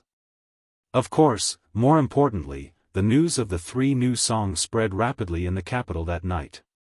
By the next day, there were already people on the streets humming the new songs that were fresh and catchy. The tip of the peach leaf is the tip of the tip, the willow leaves hold up the sky. My dear lord, listen to me carefully. In the morning, the servant girl, Little Wire, went out to buy breakfast as usual. As soon as she walked out of the courtyard, she heard two scholarly young men humming this song that she had never heard before. For a moment, Little Wire felt a refreshing feeling rush into her heart. For a moment, she stood there and listened in a daze. It was not until the two scholars were far away that she came back to her senses. Then, with a heart full of curiosity, she went to the nearest breakfast shop. When she returned to the courtyard after buying breakfast and saw the young lady getting dressed, she absent-mindedly placed the breakfast box on the round wooden table. Then, she rested her chin on her hands and carefully recalled the song she heard in her mind. Then, she hummed softly. After snorting twice, she shook her head forcefully. Her face was filled with anxiety, as if she had lost something she loved. Little Wire, what's wrong with you? After repeated this, Little Wire was still immersed in her own world. The young Miss's voice, which was as pleasant as an oriole's, entered his ears. What are you humming? It sounds really nice. Ah. Young Miss. At this time, Xiao Wei felt as if she had just woken up from a dream, but her forehead was already covered in sweat. I heard two people humming this song when I went out to buy breakfast. It gave me a refreshing feeling, so I learned a few lines. Unfortunately, I didn't manage to remember it. At this moment, Xiao Wei looked as if she hated herself to the core, as if not remembering the lyrics and melody was a huge mistake. What? The young lady's expression suddenly changed. Xiao Wei, are you saying that the song you were humming just now was a new song that people on the streets were singing? Ah. Miss, is this a new song? What kind of new song is it? Why haven't I heard it before? The young miss, whose arm was being held by the maid Xiao Wei, had not yet fully put on her clothes. Under the red dress, her slender neck was undoubtedly exposed.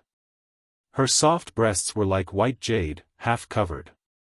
Her waist was tied, and a pair of slender and well-proportioned legs were exposed. Even her beautiful lotus feet were silently enchanting, as if inviting people to look at her seductively. If there were people who frequented the red light district here, they would definitely exclaim Madame Shui and call out her identity. Madame Shui's full name was Xiao Yuxue. She was one of the famous courtesans in the red light district of the capital. Together with Madame Xiang, Dong Hanxiang, they were called half of the beauties in the city. It meant that both of them were more beautiful than half of the city. If they were combined, they would be the most beautiful woman in the city. Last night, Madame Xiang was resting in the backyard of Baihua Hall because of her female physiology. Moreover, she was young and sleepy, so she did not know what had happened in Jiu Art's workshop. Naturally, she did not know about the three new songs. When she woke up early in the morning, she heard her maid Xiao Wei humming softly. She was attracted and wanted to ask what was going on. Of course it's a new song. You know what I do. If it's an old song, it's impossible that I haven't heard of it. Her tone was very certain. Madame Xue not only had snow-white skin, but also a beautiful voice. She was also very proficient in zither, chess, calligraphy, and painting. If it was an old song, she would definitely have heard of it. It's a new song. Miss, you should learn it quickly. When you sing it, more people will come to our Baihua Hall. Then, we will be able to suppress Jiu Arts Workshop. Xiao Wei looked excited. Of course, whether it was because she wanted to listen to this song was unknown to outsiders. Bah! Madame Xue's red lips opened slightly. She really looked like she was exhaling. Since it's a new song, of course you haven't heard of it. If you have the time, why don't you go and find out where it came from? Oh, I'll go right away. The lively Xiao Wei agreed and rushed out of the room. When she saw Madame Xue, whose clothes were still slightly untidy, she shook her head. Xiao Wei is already 16 years old, but she still does things carelessly. I don't know who will marry her in the future. When it came to marriage, Madame Xue could not help but frown slightly. She thought of her own family background and Xiao Wei's family background. People like them did not have the right to pursue happiness. Perhaps the best ending for them was to grow old in Baihua Hall. But when she grew old, would there be a place for her here? Courtesan. It sounded like she was quite famous. But in the end, she was just eating the rice of youth. Once she grew old, her popularity would decline day by day. At that time, there would naturally be younger and more beautiful girls to replace her. After a long time, no one would remember her glory when she was young. Just like the lyrics of the later generation said, one wrong step, and you'll regret it forever. Dancers were also human. Who could she tell the pain in her heart? For the oppression of life, she swallowed her tears. Is this fate? Destined to live the rest of my life? It was because of the experience of countless predecessors that people like Madame Xue had long been prepared for it. She just wanted to earn more money while she was young. In this way, she would be able to feed herself when she grew old. The appearance of a new song was often the best opportunity. It could turn a person from a nobody to a world-famous person. At that time, there would naturally be some rich benefactors. With many followers, it would be the most glorious time of their lives. Madame Xue had a feeling that this song was so fresh and different from what she had learned before. Once she learned it, she would definitely become popular. She must learn this song. In the Hu mansion. Hu Yen got up, ate, and read as usual. Of course, the so-called reading was not the wonderful stories in Yang's newspaper, but the books on women's discipline and women's ethics that modern women must learn. As a woman, she had to marry and spend most of her life in her husband's family. How to be a good wife and take care of the family affairs for her husband was something that most women dealt with in their lives. If one wanted to do something, he naturally had to do it with his behavior. This required a woman to be educated and reasonable, and to learn the 3 obedience and 4 virtues. The so-called 3 obedience and 4 virtues were the foundation of a woman's life. The 3 obedience referred to obey the father before marriage, to obey the husband after marriage, and to obey the son after the husband's death. The 4 virtues referred to virtue, appearance, speech, and work. That is to say, as a woman, the most important thing was moral character, to be able to stand upright. Then it was appearance, meaning that one should be dignified, steady, and courteous, not frivolous and casual. Speech, meaning that when conversing with others, one should be able to casually add meaning, be able to understand what others are saying, and know what one should and shouldn't say. And the way of managing a family. The way of managing a family includes supporting one's husband and teaching one's children, respecting the old and loving the young, being diligent and thrifty, and Other details of life. Not only that, there were also things like the 3 principles and 5 elements, etc. It was because of the etiquette and teachings in these so-called books that women's social status was not very high. If she married a man who liked her and was willing to share everything with her, it would be better. At least she still had the final say in the family. But if she met a man who did not know how to care for her, she would be like Yang Qi and Sister Yang, gradually becoming a servant. Hu Yan's grandfather, Hu Ming, was still alive. Although he was not young anymore, he was still healthy and was an important official in the imperial court. He was one of the 5 ministers entrusted to Xuanzong, and also held the position of Minister of Rights. Her father, Hu Changning, was the governor of the Brocade Guards and held great power. He was in his 40s and was full of vigor. With such a grandfather and father, Hu Yan did not have to worry for the time being. Even if she married into her husband's family, with such a family, she would not suffer any losses. But in the end, she still had to rely on herself. Relying on her mother's family was not a long-term solution. This required Hu Yan to be strong enough in order to live a life without worry. Naturally, things like female morality and female discipline were compulsory homework every day. Perhaps she was spoiled by her grandfather and father, but when Hu Yan read these books, she would feel sleepy. Although she had just woken up not long ago, her eyes were still listless. Her head also seemed to lack some support. From time to time, her head would fall down, but she still managed to hold on, making her look extremely adorable. Young Mississippi, Hu Yan, who was hesitating whether or not to fight 300 rounds with the Duke of Zhou, was instantly awakened by a series of screams. At that moment, the Duke of Zhou was so frightened that he ran off to who knows where. After the screams, the servant girl Xiao Qing rushed into the study, bringing with her a whirlwind. If she ran 100 meters at this speed, she should be able to barely pass.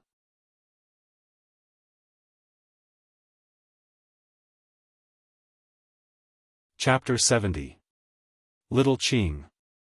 Looking at the maidservant who was sweating profusely and was not reserved at all, Hu Yan pretended to be angry and scolded angrily with her small mouth. Don't you know what it means to be prudent and reserved? Look at you now, you don't look like a maidservant of the Hu family. You have been with me for so long, why can't you learn? Hu Yan still looked like she wanted to seize the opportunity to teach little Qing a lesson. Unexpectedly, little Qing did not listen to this at all. Instead, she looked at Hu Yan with a pair of bright black eyes and said, Miss, Dong Shui went to the red light district last night. What? A simple sentence was enough to make Hu Yan, who wanted to pretend to be a miss, suddenly change her attitude. Her originally pouting mouth was already wide open, but then she suddenly closed it tightly and said with a voice that was close to gnashing her teeth, I didn't expect that he is also such a shameless man. Originally, she wanted to come here to take credit and also to prove that her identity as a spy lived up to her name. She did not expect that one sentence would cause the miss to misunderstand her meaning. Little Qing quickly corrected herself and said, wrong. Dong Shui did go to the red light district, but it was not an ordinary place of prostitution. He went to Jiu Art's workshop. Not only that, he also sang 3 songs there. I heard that each song made people feel refreshed and shocked. This time, little Qing did not dare to hold back in the slightest and said everything that she had heard in one breath. What? He knows how to sing. He knows music? At this moment, Hu Yan realized that she had misunderstood Yang Chendong. However, at this moment, she would not admit that she was wrong, because her body and mind had been attracted by a better topic. Not only does he know, I heard that one of the songs was about a tragic love story. It was about a long time ago, there was a firearms camp. Song Laosan's family lived next to them. They had nothing to do, and then there was a man called Little Six and a girl called Big Lotus. Little Qing also knew half of it and did not completely understand. She only heard it repeated by others. Things that passed through other people's ears were not very clear. Hu Yan was a very smart girl. She was able to make out the gist of it. He's the sixth young master. Could this little sixth be referring to him? Could that Lien be a girl he knows in Jianghu? Does he really know how to act out a story for fun? I heard that Dong Shuai not only knows it, but he is also very good at it. After one song, even Lady Xiang, who is famous for her beauty, was ashamed. She took the initiative to give up the stage and retreated. She did not have the face to come out again. Shaoqing thought about how she had spent some money and heard the story of the scholar who happened to be at Jiu's shop last night. She couldn't help but feel excited. Was there anything this Dong Shuai wouldn't do? Is there such a thing? Hu Yan's eyes were naturally wide open, and her face was full of joy. She felt as if she had done something great. Of course. I also heard that the top courtesan of 100 Flowers Hall, Lady Shui, who is also famous for her beauty, has rushed to Yang village in the south of the city in a sedan chair. She said that she wants to be apprenticed to a master. The more little Qing spoke, the bigger her eyes became. That was an expression of being honored, as if she was the one who had been acknowledged as a master. Hu Yan, who was listening in riddles, immediately blushed when she heard that Lady Shui was going to Yang village to be apprenticed to a master. Shameless. How can Dong Shuai accept someone like her as his disciple? If she can't go, she will just be asking for trouble. As if she had made an assertion, Hu Yan said, Dong Shuai can sing at home if he knows how to sing. Why does he have to go to Jiu Art's workshop? Isn't he afraid that the imperial censors will impeach him?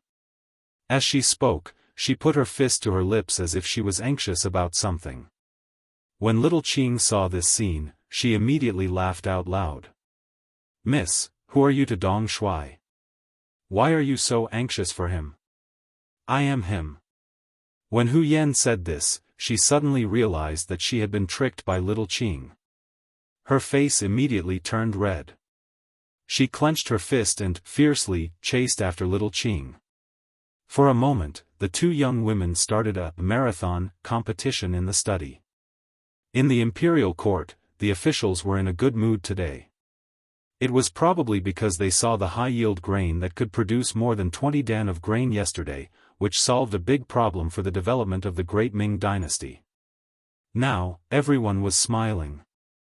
Even colleagues who were not close to each other nodded to each other when they saw each other, which was rare for them to be magnanimous. Zhu Qizhen was also in a good mood. Last night, in Empress Qian's bedroom, he was really praised. Speaking of Empress Qian, she was really well-behaved, virtuous, and gentle. She was born in Haizhou. Her father, Qian Gui, was a military commander. She was made empress in 1442. From then on, she only had one person in her eyes, Zhu Qizhen. In other people's eyes, Zhu Qizhen was Emperor Yingzong. But in Empress Qian's eyes, he was her husband, her sky. She dedicated all her love to this person. In the history of the great Ming dynasty, Emperor Yingzong was captured by Yeshen during the Tumu rebellion. In order to welcome Yingzong back to the court, she sent out all the assets in her palace. Every day, she mourned and prayed for the gods to bless Yingzong.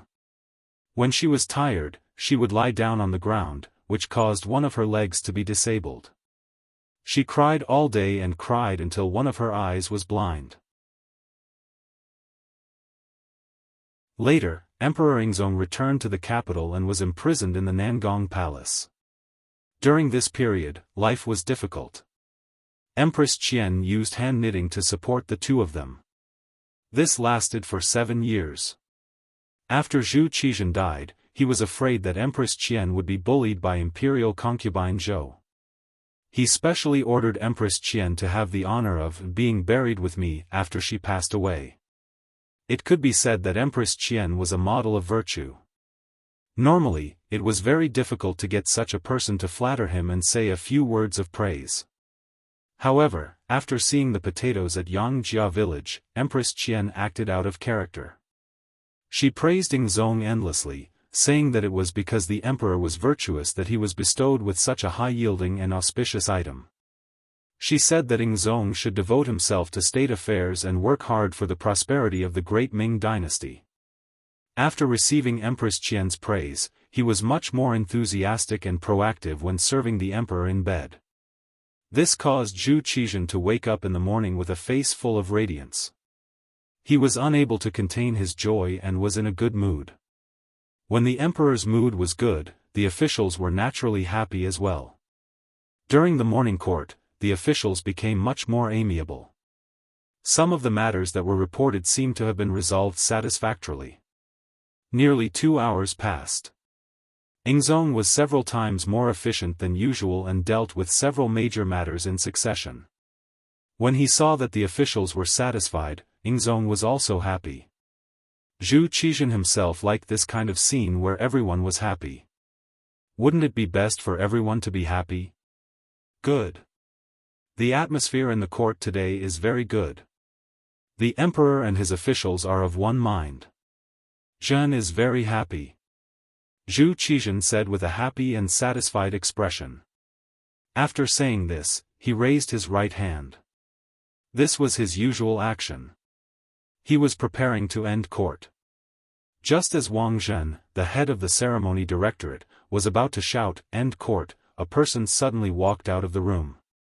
This person had a short stature, and as soon as he left the room, he fell to his knees and said, "Your Majesty, this subject, Su Yozhen, has a memorial."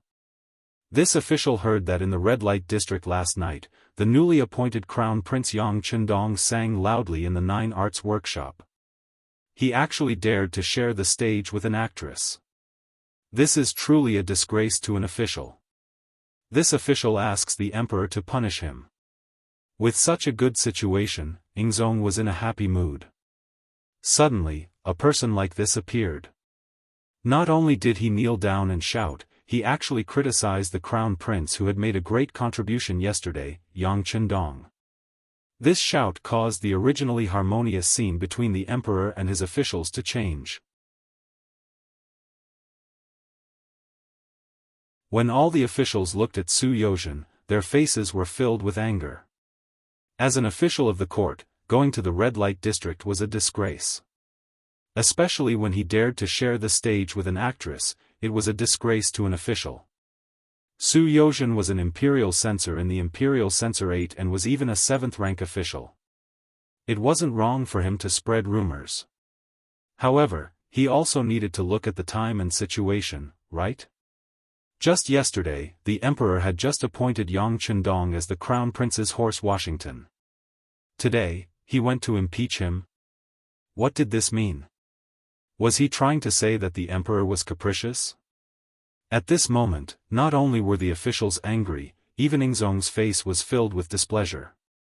Wang Zhen, who was standing beside him, glared fiercely at Right Capital Imperial Censor Chen Yi. His meaning was that this was his subordinate. How could he not know when to advance or retreat and be so tactless? Regarding this, Right Capital Imperial Censor Chen Yi also had an expression of being wronged. Although he was the head of the imperial censor, not all imperial censors needed his approval before they could submit a memorial. However, everyone who was on duty had this authority. They would give you face and greet you. However, there were countless cases where they didn't give you face and suddenly attacked you. It was clear that this time, Su Yozhen didn't communicate with him. Instead, she chose to reprimand him in front of the court. Most of the time, people who reprimand him would offend people. Usually, this kind of person wouldn't have a good ending in the future. After all, in the officialdom, if you respect me, I'll return you 10 feet. If you're good, I'm good, everyone will be good. However, if there were people who didn't want to be united and wanted to cause trouble, they would naturally not be tolerated by everyone. However, the imperial censors didn't belong to this category. Their original duty was to reprimand and complain about injustice. They would spread the news to the imperial court and deliver it to the emperor's ears. Therefore, in terms of duty, Su Yozhen's actions weren't wrong. Not only that, the emperor couldn't kill him. Not killing the imperial censors was originally set by Ming Dynasty's first ancestor, Zhu Yuanzhang. Although Yingzong wasn't happy with Su Yozhen's actions, he couldn't do anything. He could only retract his right hand that he was about to raise. He then looked at the officials and asked, "Let's discuss this. How should we handle this matter?"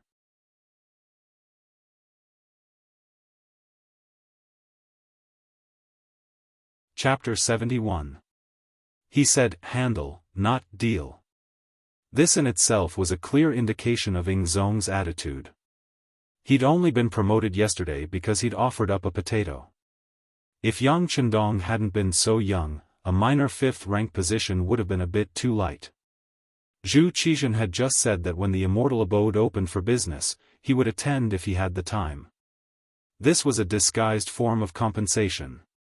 All of the officials were well aware of this, but none of them objected. After all, this was what Yang Chendong deserved. But it had only been a day. No. It hadn't even been 24 hours yet. Yet someone was already impeaching Yang Chendong. How was this a memorial? This was clearly a slap to the emperor's face. As the saying went, if the lord was humiliated, the subject would die. All of the officials knew that they had an obligation and a responsibility to absolve Yang Chendong today. Otherwise, if they judged others by their own standards, wouldn't it be possible for them to be rewarded one day and taken back the next?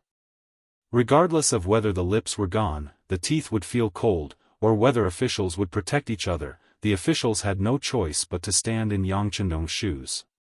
However, before the officials could think of a way to express their stance, another person stepped forward. When he stepped forward with his ceremonial tablet in hand, the officials knew something was wrong. Some of them even revealed anxious expressions. "Reporting to Your Majesty, this subject Yu Qian agrees with Governor Su's request. As an official of the court, he should strictly abide by the law."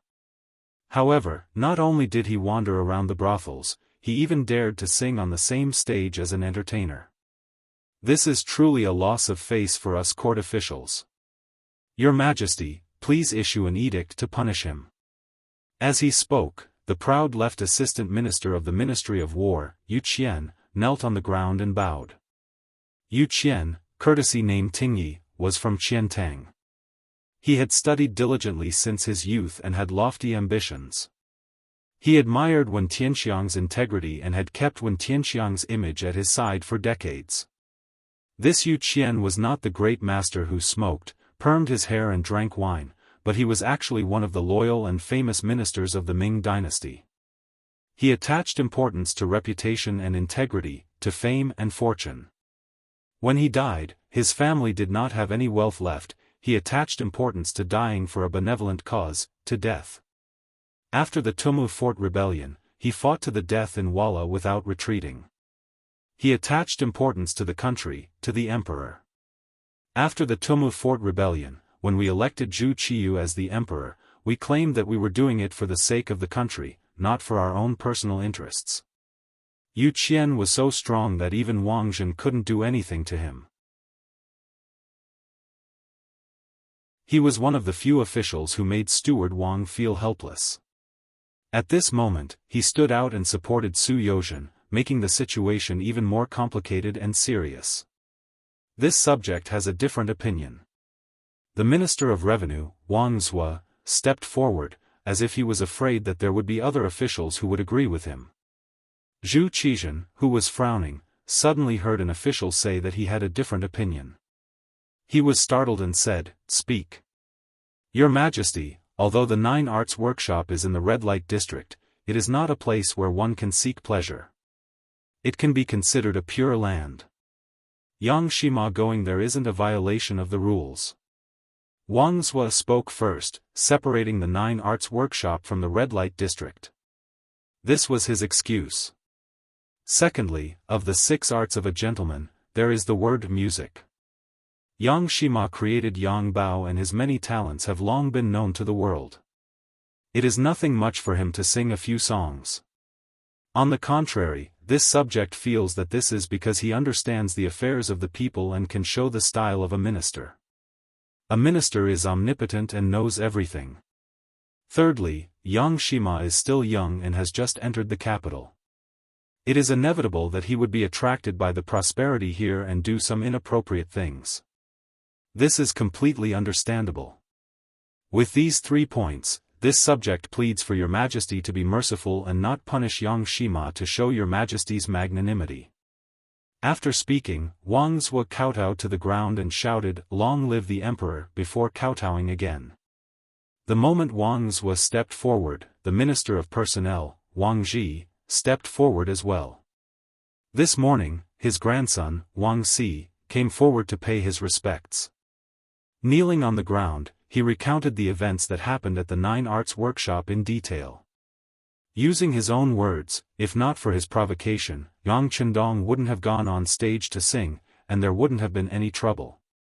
If the censors were to impeach him, he hoped that his grandfather would speak up for him. Otherwise, if Yang Chendong were to be punished, as an accomplice, he wouldn't be in a good position either. After hearing the story, Wang Zhi was infuriated. This grandson of his was good at everything. He was hardworking in his studies and diligent in his work. However, he loved to be in the limelight too much, and he loved to wander around those red light districts.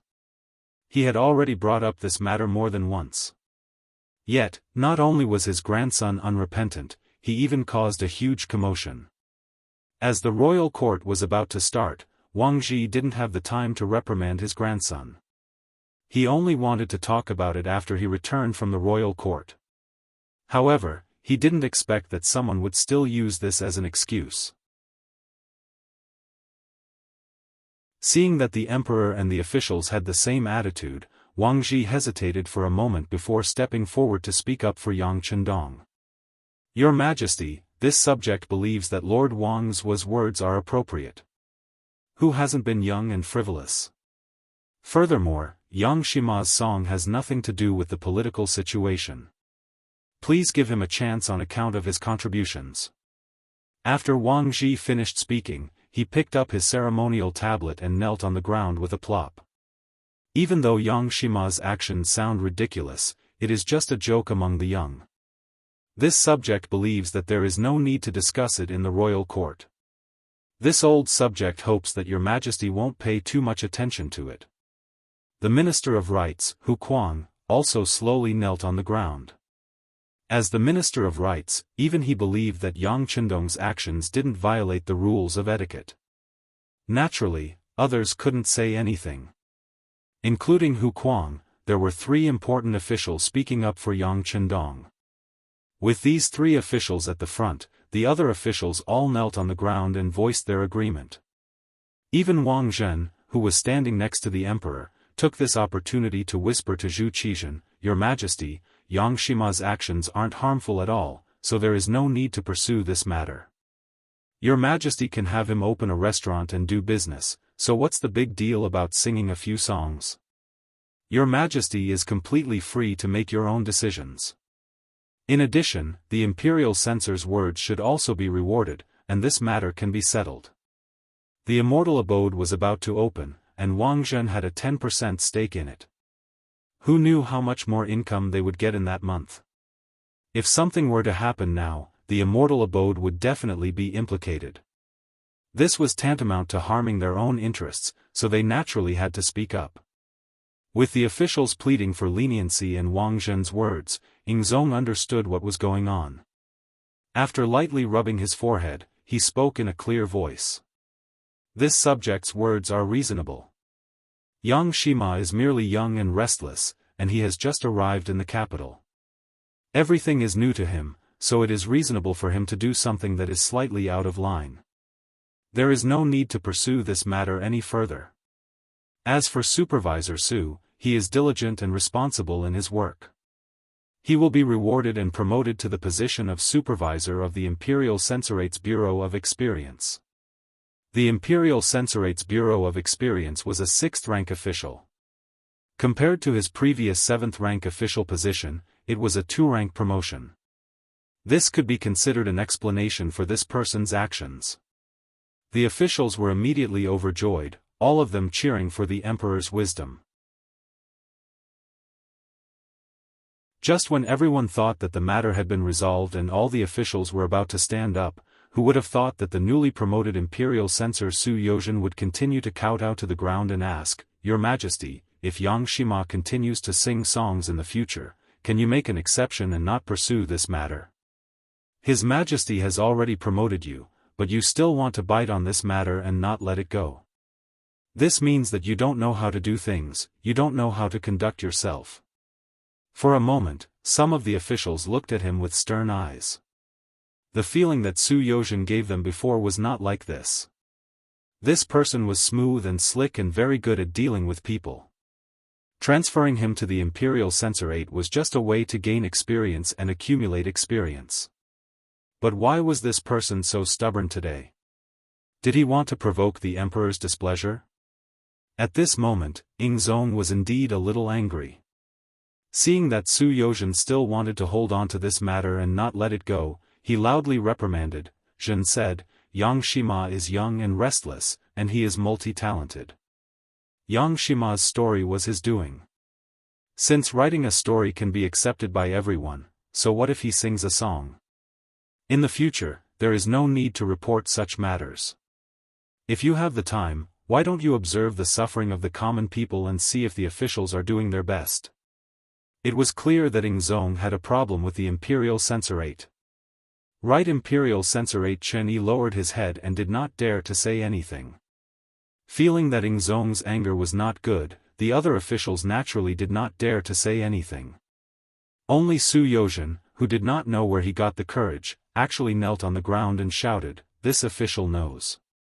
In the future, if there is anything related to Yang Shima, it will not be reported." Humph. Ingzong also angrily glared at Su Yozhen.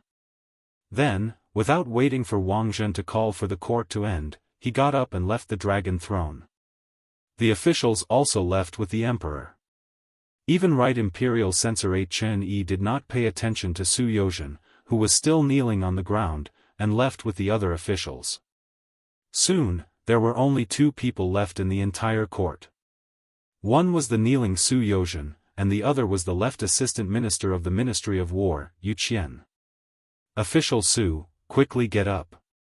The emperor and the officials have all left." Reaching out his hand to help Su Yozhen up, Yu Qian's face was filled with admiration. Yu Qian was upright and plain-spoken. Even with Wang Zhen's power, he did not lower his head, and the other party could not do anything to him. It was very difficult to make such a person admire others. But now, Su Yozhen did it. Being helped up by Yu Qian, Su Yozhen was flattered. "Official Yu, many thanks, many thanks. Official Su, there is no need to be like this. I should be the one thanking you. Imperial censors should be like Official Su, not fearing power, and report to the emperor. Even if the person you are referring to has made a great contribution, it is still the same." When he said these words, Yu Qian's words were righteous, and his face was solemn. Not only did he say this, in fact, he had always done things this way. However, he did not notice that at this moment, Su Yozhen's face was filled with shame. Only he himself knew why he would do such a thing today. His heart was far from being as pure and holy as Yu Qian seemed.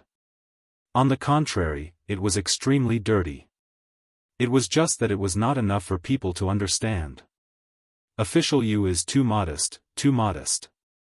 Drenched in cold sweat, Su Yozhen was afraid that he would unknowingly give himself away if he stayed, so he cupped his fists and bid farewell.